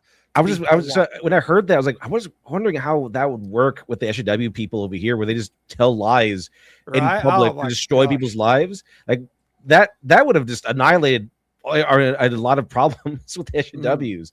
But then again, that's a pretty harsh law. Truth is not a defense there. It is you can't disparage someone or degrade someone in any way, shape, or form in public. You can't do it in public. The IP protection laws are really extreme. Their copyright goes way overboard in my mind as well. But if you go to Japan, you need to respect their culture and their customs. You can't say, and I disagree with certain things, but it's not to say I'm not going to respect it when I go over there or call them fake as F, as this lady is saying. All right. It is just a very interesting and different kind of cultural thing, because they have it is about outward respect for one another, and also to not create conflict. They're very like conflict avoidance in public when it's outward in the open. And so as a result, that's why people, like, if you go on a Japanese train, it's almost dead silent. It is the cultural norm to be silent and respectful to other people when you're on public transportation. And so when they see like foreigners go on like their trains making noise and really behaving badly, they think that is like horrible behavior. Okay. They do not respond well to that at all. And so there are positive. Like they don't like people being rude. Isn't that easy? Like, that's the positive thing about it. It comes down to they have such huge outward respect for other people's comfort, basically. Like, and there are absolutely positives to appreciate about it. Even if you might disagree with it, you can see where it's kind of coming from. With this lady, it's just fake as F, as she's saying. And I'm Japanese, I can say that. It's like, are you though? Yeah, it's like, that's like, yeah. So as you know, people aren't having babies and our birth rate is dying. So there's been programs like this. Okay, and so she goes on this whole tirade about why immigration is so essential to Japan now. No. It's leftist, it's standard leftist propaganda where they think, for my GDP, right? We need to bring in. Why does it have to be African country? I wasn't always like this. Well, Egypt and like Middle Eastern and Africa. Why can't okay? How about immigrants from like America or Britain or something? Why does it always have to be the same like third world areas? There's a lot of people in other countries that want to get to better countries. I guess they're very keen to, because I mean, I'm pretty happy in Australia. I don't want to move to another country, and I like Japan. I've visited, I've enjoyed it. I don't think I'd want to live there. It's way too claustrophobic. Do you know how many people are in Japan? There's so many people. Well, I mean, you're talking about Tokyo and the major cities. There's no, I went to the country. Though one thing that is appealing about Japan, because their population is going down, there are some houses that are super cheap. I'm talking like crazy cheap in Japan, and it is in the country of Japan, right? Their version of country is like a half-hour train trip to the city. It's like that's like a huge commute. That's nothing. I'm used to there's entire like empty towns there. Yeah. That you could go and just get a place for like nothing if you want. I've seen videos like a guy bought a house for almost like $20. It's like that, right? Yeah. And shockingly, the house. I want to show you real quick what all this African immigration has done to a handful of cities or a handful of countries, but not to one particular country that rejected that immigration. Okay. Moy's cautious. Rap statistics in Europe in the 2000s. England and Wales, 8,593. 2023, 68,109. Holy. I did 2026 on there. It's 97,000. From in a quarter century. Yeah. From all that African immigration. I'm usually reluctant to just take Twitter posts Poland as factual statistics. Oh, I already looked these up. Did you confirm? Yeah, did you? I already did. Look at Poland when they locked down immigration from Africa. They got chastised by the rest of the EU or whatever. Like, you're not taking any immigrants and stuff like that. Like, nope, we're not. And you could tell. Yeah. You could tell. Well, look what is start kicking out. Like when what I was going to say, like I'm usually reluctant to accept like random statistics just from Twitter posts. But the thing is, though, I've looked into some of this stuff that's happening in the UK with the rape gangs. Like, it is so horrifying. Like I have to stop myself from looking into it more just because it literally emotionally affects you. How vile and extreme and disturbing some of these cases are in the UK of the rape gang trials. It is like it. I can't even express how horrifying it is what has happened in the UK. It is unbelievable. It's all over Europe too. Sweden, freaking. It is so bad, man. For a couple of years there, Sweden was like the rape capital of the world. Unbelievable stuff. I mean grape. Mm-hmm. So there are inherent problems with immigration, let's just say.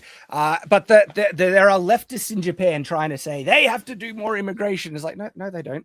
In actual fact, it's bringing housing prices really low. That's an appealing thing. It's like $20 for us. But the thing is, though, I don't like.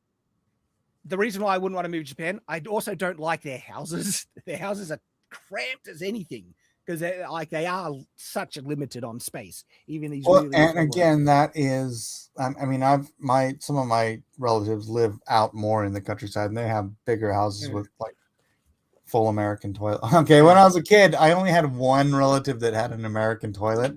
Everybody else had benjos, which is a hole in the floor.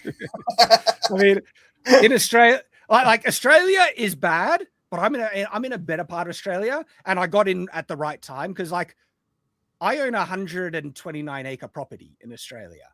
I think that would be impossible to obtain in Japan. Oh, actually, I don't know. Housing is going low. Can you get like a farm in Japan for like a premium price? Like maybe you can, maybe you could. Like, but I know in the UK, man, when I went to the UK, I was comparing property prices. They were near double.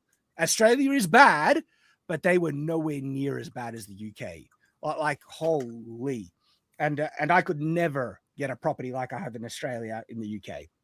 UK housing prices are apocalyptically bad. When I say bad, high. It's nuts. I don't know how anyone could really enter into the housing market in the UK unless you're already really doing well. Really doing well. Oh boy. So I mean, you could just go buy a whole town in Japan for like the price of a mansion in California. Possibly. Maybe that could get some people from Australia to America to immigrate. But I've loved the whole, like this whole Japanese arc has been just glorious. I want to see it continue, bring on the cultural appreciation. But unfortunately, we need to change gears now to talk about, all right, gentlemen, let's talk about mental illness. Because look, when I see something like this, I don't know about you, I just see like mental illness. How's that different from like every other week? Like every week is always talking about mental illness in some way. That's depressing, but can you guess what this streamer is doing just by the picture? This is like a pretending to play be or something. Dog. I assume it's some sort of fetish. Yeah, she is. This is hard to watch.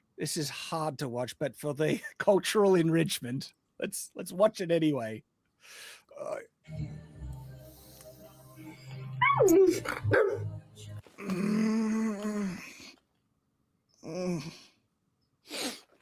I have to be careful because the music playing in the background, but I can't do it. That's too much for me. So she is role playing being a dog. It's silly. Dogs don't wear clothes. This is one of the worst, I guess, results of the internet, where back in the day, people who had weird interests just couldn't really indulge them because there wasn't places that they could, practice them openly. But the internet brings people together. And even if you're into really weird stuff, right? You find other like-minded people and they congregate. And not only that, all right? If you are really into this, I think it's weird. I think there are aspects of normalizing mental illness even with it. Do what you want to do, I guess. Okay. But don't try and force this for me. Don't try and make me accept it or think it's normal, because that's the next part of this, right? And the next part is like, you are a bigot if you think this is weird.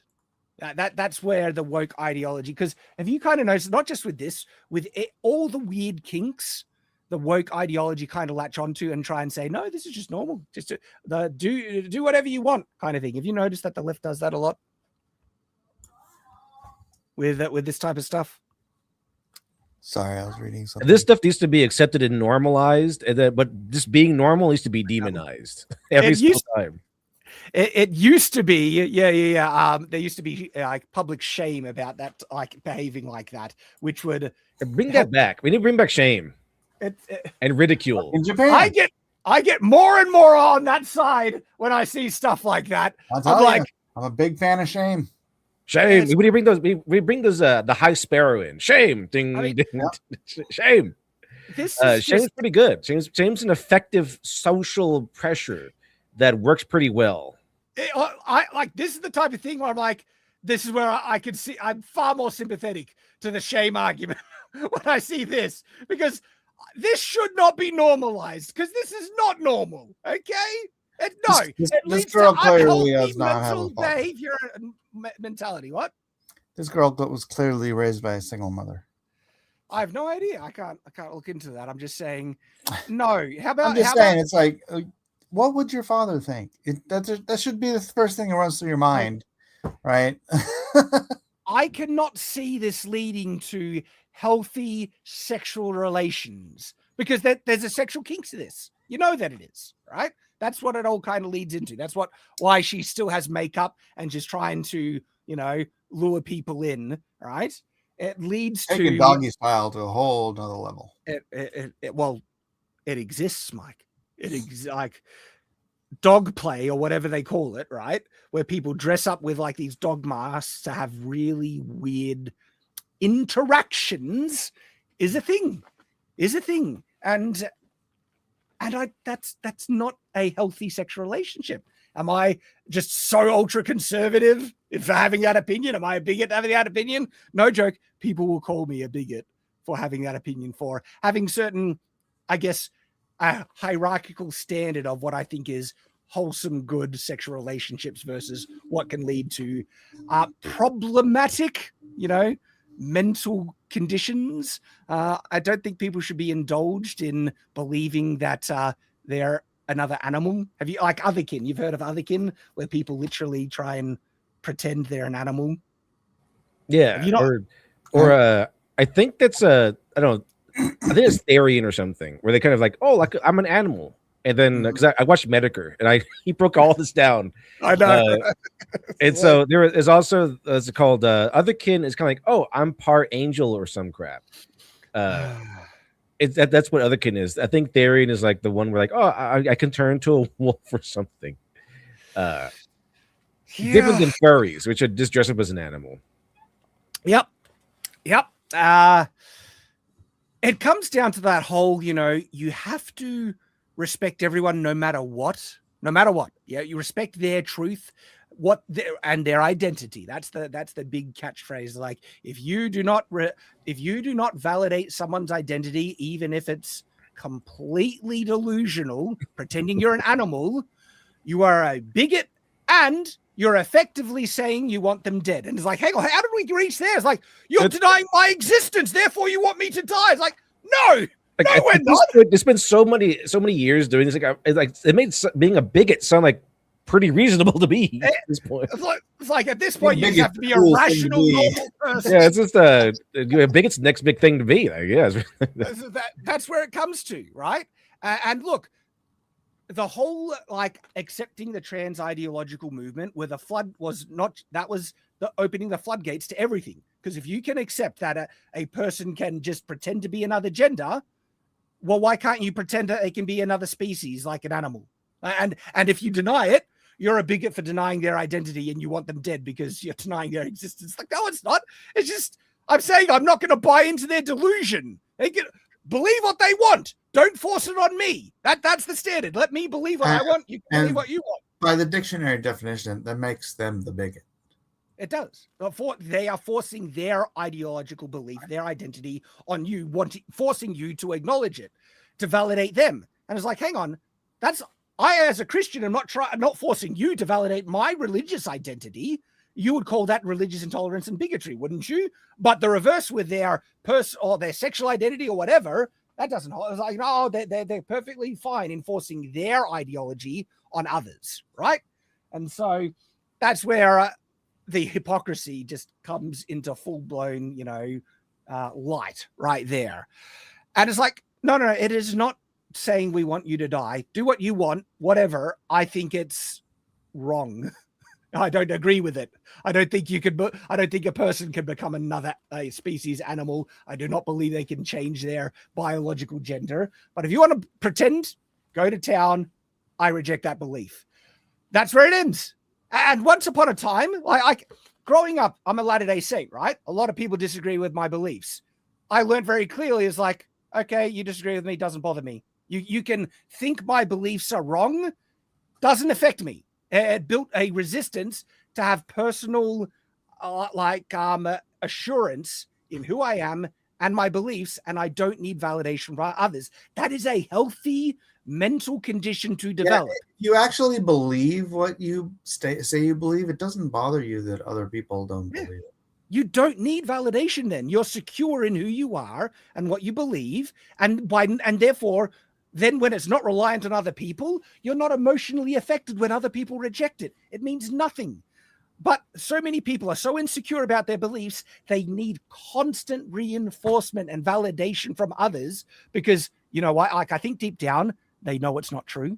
They know that they're not really a dog or a deer or the gender that they are not biologically, part of, right? They know that it's not true. And so therefore, that's why they need the constant reinforcement to delude themselves. And as soon as someone just says, no, I don't agree, I don't believe what you're trying to say, they snap because their whole world crashes around them effectively. And it becomes, then they can become violent very easily as a result. But no, I do get that there is an inherent problem with them being secure in their belief when they have such trouble believing it themselves when they're so insecure because it's actually untrue. Okay. But that doesn't mean that they can still demand other people validate it because they're so insecure in their beliefs. No, you don't get to do that. If you're insecure in it, you have to deal with it. You don't get to force your beliefs on others. That's the standard. But they completely, abandoned it. They are like, they're mentally ill. Well, it gets to that point, and therefore they need the validation, and then they get violent when you don't. I remember one time somebody got mad at me on Facebook because I posted there are two sexes and numerous or unlimited mental illnesses. Yeah, I saw that. Gentlemen, we might have talked about this before. That again, it's come up again and again. Okay, Brie Larson. Do you think that she's on a redemption arc? Do you think she's? That seems like it. I think she's been on it for a while. Like she's been working. Well, when I say working on it, she's been remaining quiet on divisive topics for a while, and it's like Brie Larson. She played Captain Marvel. Sorry, that was like blacked out for a minute there. So the thing that's kind of asked the question again is she's made an appearance promoting the new Mario film, and Verbal Riot, been on a number of streams with him, is a fun guy. He says Brie Larson had a come to Jesus moment with her career, and I'm here for it. And he posted this clip. To be fair, a lot of celebrities today are doing that. They're like, they've come to learn that just being really, really cringe about their political views and stuff like that, not a good idea. We lost Mike. He's disappeared. Hopefully he'll come back. It looked like he was stuttering. Yes and no, Lit Dev. I agree, but there are also other celebrities that do not get it. Some have it. Like a lot of them have it, but there's a growing trend. A growing trend of celebrities going, you know what? I'm just here to act. I'm just here to do my job. I don't really want to comment on this stuff. Yeah. Last week, I think we covered. It was last week or the week before. We covered the actress who played in the Hunger Games. I forget her name. Basically saying effectively that she doesn't want to divide people, though her one was had ulterior kind of layers to it, because she was like, I want to manipulate people with my art, not turn them off my art with my divisive political statements. It's like, oh, so you just want to brainwash people subtly without them knowing instead of being overt about it. Okay, I want to get them in seats so I can manipulate them with my stuff. I don't want to drive them away before they get here. That's exactly stupid. So I was like, yeah, I don't think she's particularly sincere about it. But we will see, because wokeness in media is still around. But here's the thing, though, like they're so smug, Shad. They were so smug for so many years. They felt like they were untouchable. They felt like they could say that, if you don't like my stuff, but don't come watch my movie. Men disinvited from watching my movie. It turns out they do want our business. Yes. Remember the famous, if you don't like my politics, don't buy my book. And then we took their advice, and they're like, wait a minute, we're not making any money. No one's coming to see our movies. We really need that money. Yeah. Like, okay, I'm going to shut up now. You guys come see my movie. I'm sorry I said those words. I'm sorry I said screw your freedom. Please come see my movie. Artie, please come see my movie. Exactly. Well, this is why, this. You've heard about the new Lord of the Rings project with Stephen Colbert writing. Like, of all people, why Stephen Colbert? Like, people have said that, okay, maybe he is an expert on Tolkien, but I think he squandered his right to work on it when he sold everyone the vaccine and stuff. Not only that, he was hosting, what was it? It was the Golden Globes or some weird show, right?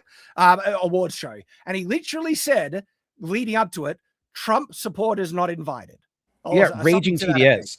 I don't like it. Sure, maybe you're knowledgeable on it, but you're so biased that it just counteracts your knowledge of Lord of the Rings. That tells us everything we need to know about this guy, right? He does not want anyone of an alternate political perspective, especially if you support Trump, to watch anything that he is involved in. This new Lord of the Rings project, he does not want you, if you're a conservative, especially support Trump, he does not want you to watch his project. And if he says otherwise, that is for everyone, that's bullcrap. He's lying because he knows it'll hurt the bottom line and he just wants to make more money. They've been masked off about this. We know what they actually think about us, especially Stephen Colbert, the divisive lying snake, right?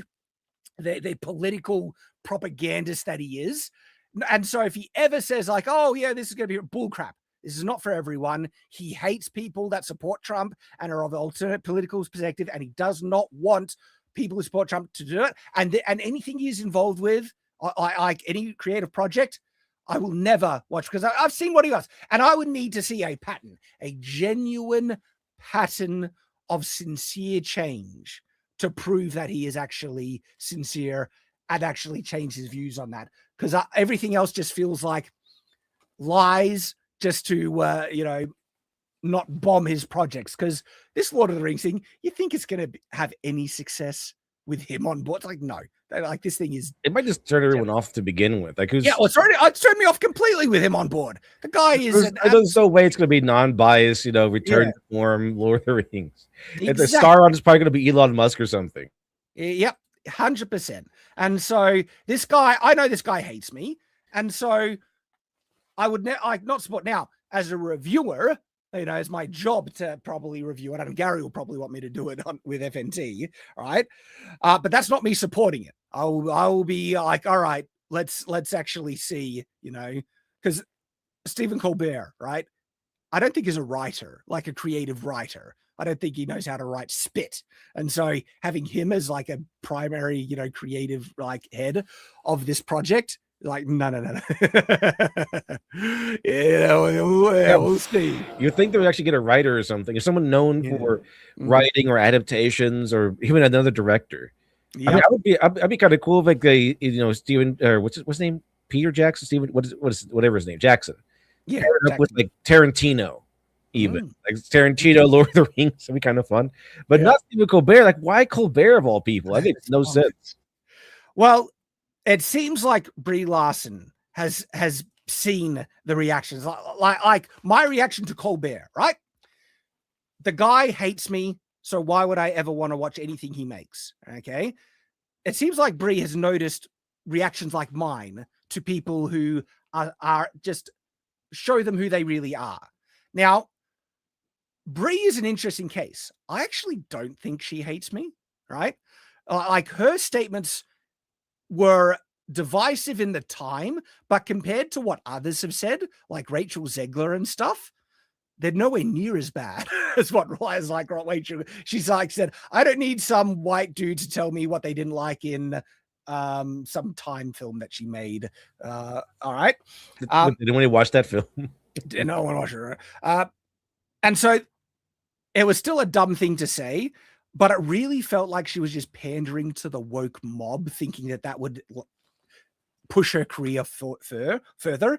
Like, it's been a lesson they haven't learned. Like, this is a lesson they should have learned years back, but they haven't learned for some reason. That the woke mob is very, very loud on social media, but is nowhere to be found when push comes to shove. And we've seen this with the Lesbian Night game. We're like, oh yeah, we want to support this game. It's completely resounding support from the woke people. Zero monetary support from the woke people. Bombed massively when it came out. Awful. You're back, Mike. Yeah, I don't know. My Brave browser just decided to take a big crap, so I'm back in my Japanese classroom. Hey, well, we're talking about Brie Larson and that she might be on a redemption arc. And what I was just saying, I actually think Brie never was a huge ideological activist to begin with. She was just I almost see her as kind of a bit of an empty vessel. Like most actors, I think, are empty vessels where they just imitate. They're made to pretend that's who they are, and they are willing to pretend in many ways to further their career because they want to perform and say the things. It's like they're actors, exactly. They want to say and perform and do the thing that people will like. And she got told a lie that people would like, and she saw other actors doing it. I really think because she has done other things that seem very contrary to what the woke progressive movement would push, right? And she's willing to pander and do things that reveal that, oh, you just want attention. That's really it is. You're an actress who wants attention to further her career. Yeah. And one of the things that really showed this to me is when on some of the YouTube videos she's done, she purposefully wears really tight clothing and well, she's not hiding her cleavage here either. No, well, she's done much more than this as well. Oh yeah. Right? And one was just so shameless, where she's wearing these super tight pants and she tries to do the splits or something like that, and she purposefully positions her pose so her ass is just directly right to the camera, and it's like, Brie, as long as it's not her toes that we're seeing. Like, Brie, you're being very obvious with what you're doing there, Brie, and that really shows, like, okay, like she wants attention. She's just an actress, right. and this whole, like, you know, male gaze bad, women shouldn't objectify, feminist nonsense that you thought that she would have been fully on board with. She is very happy to appeal to the male gaze. If it there's more money in the male gaze than there is in the they them gaze. Yeah, exactly. And so this is why I think, like, Brie, she was never really on board with this stuff. And I'm less critical of her than others. And now she's just trying to make fans happy. And I'm like, okay, there's something there. Like, listen to her here. Hi, arigatou gozaimasu. It's Brie. I'm so pleased to be here. It's a dream of a lifetime to be in this film playing Rosalina. I love Nintendo. That felt acted, but she's not a great actress. Yeah, she's not the whole dude. She's won an Academy Award, hasn't she? Like maybe she was just on the spot. But the whole that felt like Halle Berry won an Academy Award too. So let's just throw that whole thing. Academy Award. That scale has slidden off the cliff. Yeah.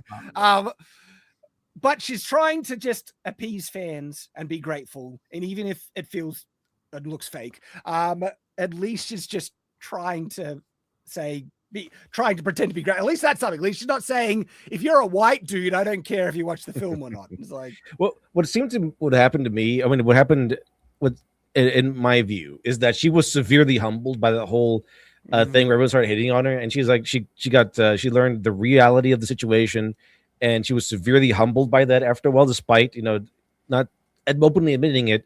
But ever since then, her behavior has been someone who has been humbled, like just uncertain, just kind of like, do you want me back? Well, that clip was interesting. The one where they asked her if she's going to be Captain Marvel again. She's like, I don't know. Does anyone want me to do it again?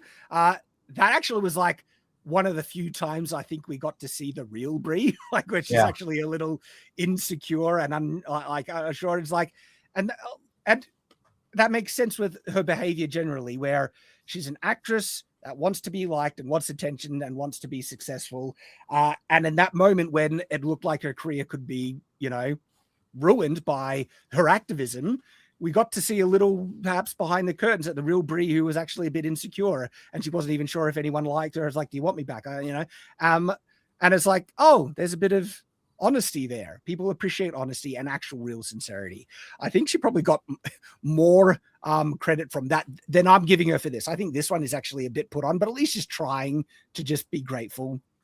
So much. I've been playing it my entire life, and so I'm so grateful to be here. Lots of love. I mean, this comes with the job. She has to do media. Yeah. And that's like, if it's sincere or not, maybe she is being sincere and just doing a poor job of, you know, portraying it. That's a possibility. But this is what we take. This is what we'd want from actors. Actors, you play pretend. Okay, be grateful for what you got. You got a gig that many people would die for, right? Be grateful for it. Be grateful for your fans, and just try and promote the thing you're making and say why you love it. It's pretty simple. Pretty simple. Don't lecture us. Okay, don't tell us we're bad. Don't try and tell us who we should vote for and everything like that. No, okay. You're an actor. You play weird. Yeah, okay. You're an actor. You play pretend. Know your job, basically. But it seems like Brie kind of has gotten the message about that. Maybe that's exactly what she's learned, and she's just going to do that. And if that, it's like, okay, all right, you know. I used to be quite like turned off by many things that Brie was in. Not anymore, actually. Rachel Zegler is still like, if she's in anything, I lose interest immediately. She's toxic. She hates, I know she hates people like me. All right. She's been open about it. She doesn't want, you know, people who disagree with her to view her things as like actual statements that effectively convey that message. And so like, yeah, I get the message with you, Rachel. And totally turned off. And that's like, there are other actors that are like that, like Mark Ruffalo and stuff, right? It's all you to bend the knee to the patriarchy. It just makes things way easier, way smoother. Just obey the patriarchy. It's been leading us on the correct path for thousands of years. I mean, humanity, we advanced pretty far under the thing. Is like the whole patriarchy thing is in and of itself nonsense propaganda, because men and women have worked together and we occupied the roles that were most beneficial for both of us. Women wanted men in these roles as much as men were willing to do it. And men wanted women in the caretakers and mothering and homemaking role, and women wanted that as well. All right. Yeah, men are in charge because women want men in charge. That's why men have all these commanding roles, because women want them there. In certain aspects. Well, it's also because women can't. This is forced doctrine. I mean, no. There are aspects. Men are in charge because women can't be in charge. No. Women were in charge about a lot of things over households, oftentimes household budgets. The higher, right, I'm talking about over cultures. And yeah, actually, I mean, even in that case, that would be on a small scale of forced doctrine too. It's like if a woman is in charge of anything in the household, it's because a man's allowing her to be. Yeah, but they also do a good job in household. You do want, management. Depends on the woman, honestly. Exceptions to everything. There are bad male leaders as well, and there've been good female leaders, like in terms of governmental status and stuff, and royalty and things. There's always exceptions, but the general trend is that men have excelled in certain roles as well as women. Both men and women can identify what roles we both do really well in, and both men and women have wanted each other in those roles. There's certain roles only women can do and only men can do, and it's like pretending those don't exist, or what's the word? Putting them off until you're. This is what drives me nuts about it. It's like have a career first. It's like you can have a career literally at any time in your life. Jack Kirby created the Fantastic Four when he was 44 years old. You can have an entire family and then have a career, and you'll be older, you'll be smarter, and you'll probably land better than being a stupid freaking 18-year-old thinking you're going to launch a career and be some genius. You waste 20 years of your breeding and family time doing other crap that nobody's going to care about in 100 years. And otherwise, you could be creating a family that is going to be alive and have hundreds of freaking downstream people, 100 years, descendants, 100 years from now. It's like it just frustrates me. It's like I always like put that you have a biological clock for a reason. Like, do that part first. You can always have a career, and quite frankly, how many careers do guys go through? Oh, multiple. Right? So it's not like even me. It's like 10 years from now, I might just freaking jump ship and do something completely different. Who knows? Mm-hmm. Yep. But rounding off on the Brie Larson thing is she might have gotten the message. Other celebrities haven't. And the real gauge for me is if they've exposed themselves enough that they reveal if they hate people like me or not, conservatives or Christians, right? And if they hate me, that turns me off completely any real project that they're as well as a couple of others. Because the reality is, I think a lot of people in Hollywood hate conservatives. They're activists and they're involved in a lot of projects, but there are a lot of hidden conservatives in Hollywood that can't express their views at all because they get blacklisted.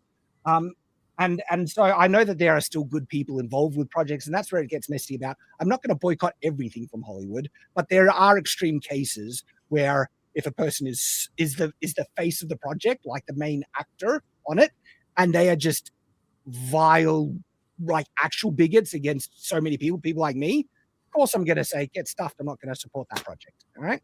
That's why it's really important that you don't have people who are the faces of these movies mouthing off and saying, I don't want half of the people in the world to watch my thing. Like, what do you think the results are going to be on that? So pretty straightforward. Let's get to the super chats. And so super chat. I'm super chatty. 231 for 499. Hi, Shad. Have you seen there is a Wheel of Time animated series in development by the people who made Arcane? There's a Variety article on it. I've heard about that. And after how bad the last Wheel of Time anything was, I'm sorry, like I have no hope in anything. If it's good, I'll might check it out, but I'll wait to hear people's views on it. I'm kind of at the moment, not really like looking at it. Foe Space You for $5. I know what you're trying there. I know what that name is. They're remaking Lord of the Rings. There is no reason to other than like I've got a tweet that we didn't have time to get to about that. They're thinking of remaking the original Lord of the Rings trilogy, and it's like there's no point. Yeah, it's just like Harry Potter, man. There's just they do desperately want to get make Aragorn black because they did that in the Magic cards. They really want black Aragorn. They really do. Like that, they'll just bastardize it. I have no hope in it. Like, what do you think would be a good remake now? Like, it's had enough time. The previous version is old enough that it could do with a upgrade. But the Hollywood is still awful. I have no trust in them remaking anything. I'm like, don't remake anything at this point. Leave it all alone. All right. Though, dang, Project Hail Mary was so good. That's like I saw that. I saw that this weekend. How good is it, man? It's pretty good. It's got some issues, but I'm not going to nitpick too much. Oh, dude. After watching it the first time, I have listened to the entire audiobook and then went back to the cinemas and watched it again. And is the audiobook better? Does it explain a lot of stuff? Like, it explains so much. The audiobook is great, but you have to be a real nerd to, I guess, enjoy it because it's all the science that they didn't have time to go into in the film. They do some things in the film better than the book. Like I enjoy both. I found that equally. With what's that one with all the video games? You know, the guy comes in and it's like all these different video games and stuff. Ready Player One? Yeah. I thought the movie was better than the book. Okay. Well, with Project Hail Mary, I actually think they did a lot of things with Rocky better in the movie in terms of some of the communication errors, but also the humor and stuff. And they made the ship bigger in the movie than what is in the book, but that opened up to have more interactions with Rocky and more kind of humorous type of things. And so there were things that are actually better, but in the movie, but there are things that are just better in the book. Like there's a moment when there's a moment with Rocky towards the end, which is done so much better in the book with Rocky's reaction than is in the movie. But then there are other moments where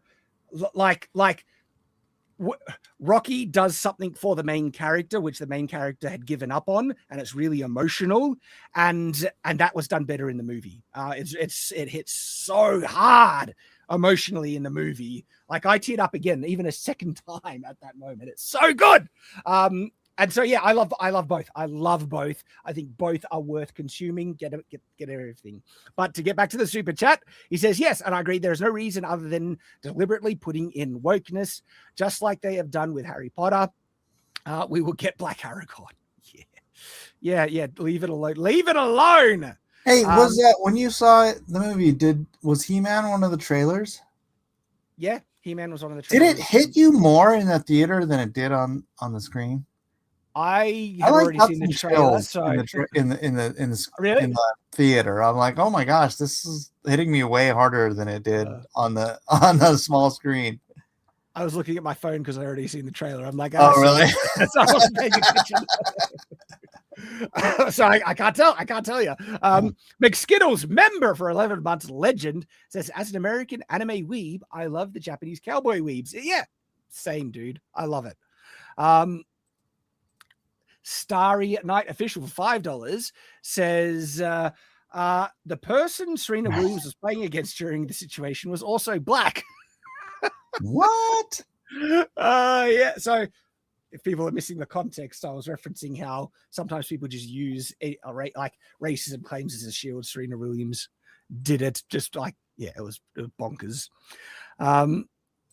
We have Kosho Shinogi for 20 says, what gets me is mixed race people dismissing their European side like Amandla Stenberg, half Danish, bashing white people. Rachel Zegler does the same. She's like, I'm Latino. It's like, aren't you half Polish? Like, she completely ignores it. Halle Berry, when she accepted her Oscar speech, she just went on about being black, and her white mother's in the audience going like, I exist. Yeah, because your dad's not here. The only one to acknowledge the half that gets some social credit, like they get victim points and stuff. Yeah. Though, look, it's not uncommon for them to kind of embrace one side. Mike, you embrace a bit more of the Japanese, don't you? Than because I do. Your European side is a mix. Yeah, but your European side is a big mix, isn't it? It's a big bag. Yeah, I'm a quarter Norwegian, although I don't need to get all that. But the rest is like total Euro mutt. It's like all over the place. Yeah. A lot of like, I'm like Irish, English, Scottish, Welsh. I don't just latch on to Scottish, my Scottish heritage or English. I just like general European heritage. I embrace because I'm. Yeah, but if I was like legit half Norwegian, I'd be like, I'm a freaking samurai Viking, and no one's taking that from me. You know. But Kosher continues to says, Stenberg, or a half Chinese moderator on KPDH panel crying because she didn't see herself in media until then. I don't know what the KPDH is, but we can understand the sentiment. Yes. Nathan Cassidy, $4.99, says the word F Californians, Oregon since forever, poses. We've been on that train from the very beginning. I will take your word for it, sir. That's true. I lived in Oregon for a while. There was a whole lot of why the hell you Californians keep moving up here. They didn't talk like that, but I just act like they're stupid. At Zimaru, $5 says, I'm watching an Australian watch the Japanese pretending to be American. I guess globalism has some good things about it. In terms of appreciation of other cultures, you know what I really like that I can latch onto and identify? When the Japanese appreciate medieval culture. They love medieval culture, especially in anime and, well, fantasy and video games. And some of the respect the Japanese video games show medieval kind of culture, especially like Dark Souls, the armor accuracy and weapons, chef's kiss. I love this Saga. Vinland Saga, only parts, but it's another example, like pretty darn good. Like Japanese people love medieval swords and medieval culture in the same way that a lot of Westerners love Japanese samurai and katanas and things. It's cultural appreciation. They can see how awesome it is. And I as a big medievalist, and that's my, like, I love medieval swords more than Japanese swords. And I think that's like on a technical level with their form and function, but also as a cultural level. That is my cultural heritage. I love that. And seeing the Japanese appreciate and love it, I think is brilliant. And I can totally connect with that. Right. And so, that's where I can see the how Americans are pleased with seeing Japanese love American culture. I connect that with the medieval stuff. James at $49.89, $5 says, thankfully, Texas is about to elect Brandon Herrera. Love Brandon, the AK guy, to House Reps. It is. It's a possibility. Yeah. It's a possibility. Brandon is brilliant. Love the guy. You know, there's actually a possibility California gets a Republican mayor next time because of the way our vote system's set up.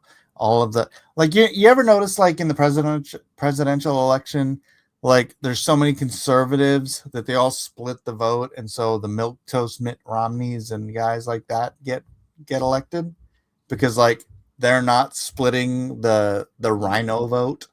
They're the only rhinos.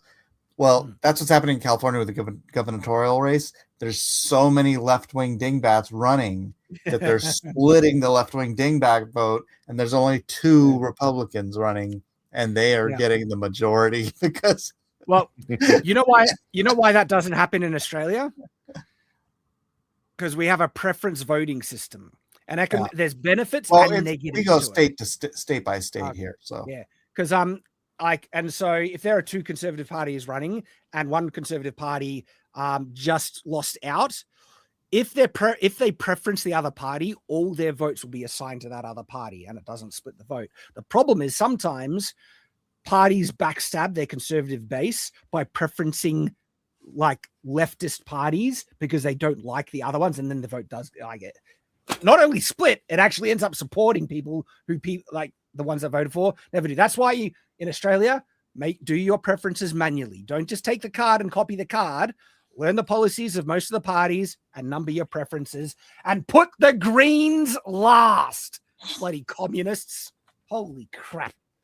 I've known people in Australia that have voted for Greens because they're like, oh, I like supporting the environment. That's not their policy. Uninformed voters, man. Can't stand it. You ever hear the customers always right? Yeah, that's not our policy. Grugla for $2 says she's not Japanese. She's a hafu. Yes, she looked. We call them happas. I'm a happa. It's a Hawaiian term, but since Hawaii is halfway between two, that's like a lot of people just call us happas. Yeah.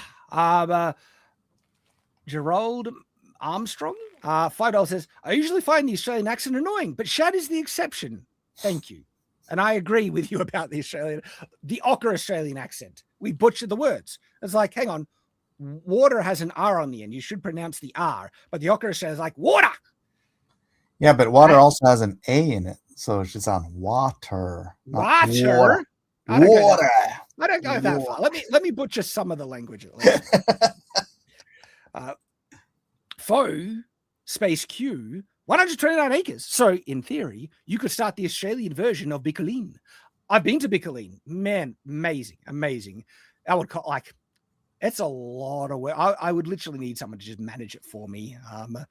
And there are other part of me is like, that would be really cool. If you don't know, Bicoline is a place in Canada where people have made like a fake medieval village, and LARP groups, they do this like joint agreement with the landowner to build their own kind of like not quest, clan buildings and stuff. And then they have these massive, huge LARP events, and it's like a medieval village. I've got like heaps of photos. Bicoline is awesome. Could I do it in Australia? I don't think so. I don't think it's not big enough. And I don't it's a lot of money. I don't have the resources. It's all convoluted and difficult to do. But part of me is like, that would be cool. Okay. So then we've got Kosho Shinogi $5 says, Shad, did we have to cut the Night's Watch intro short to save Nathan's royalties?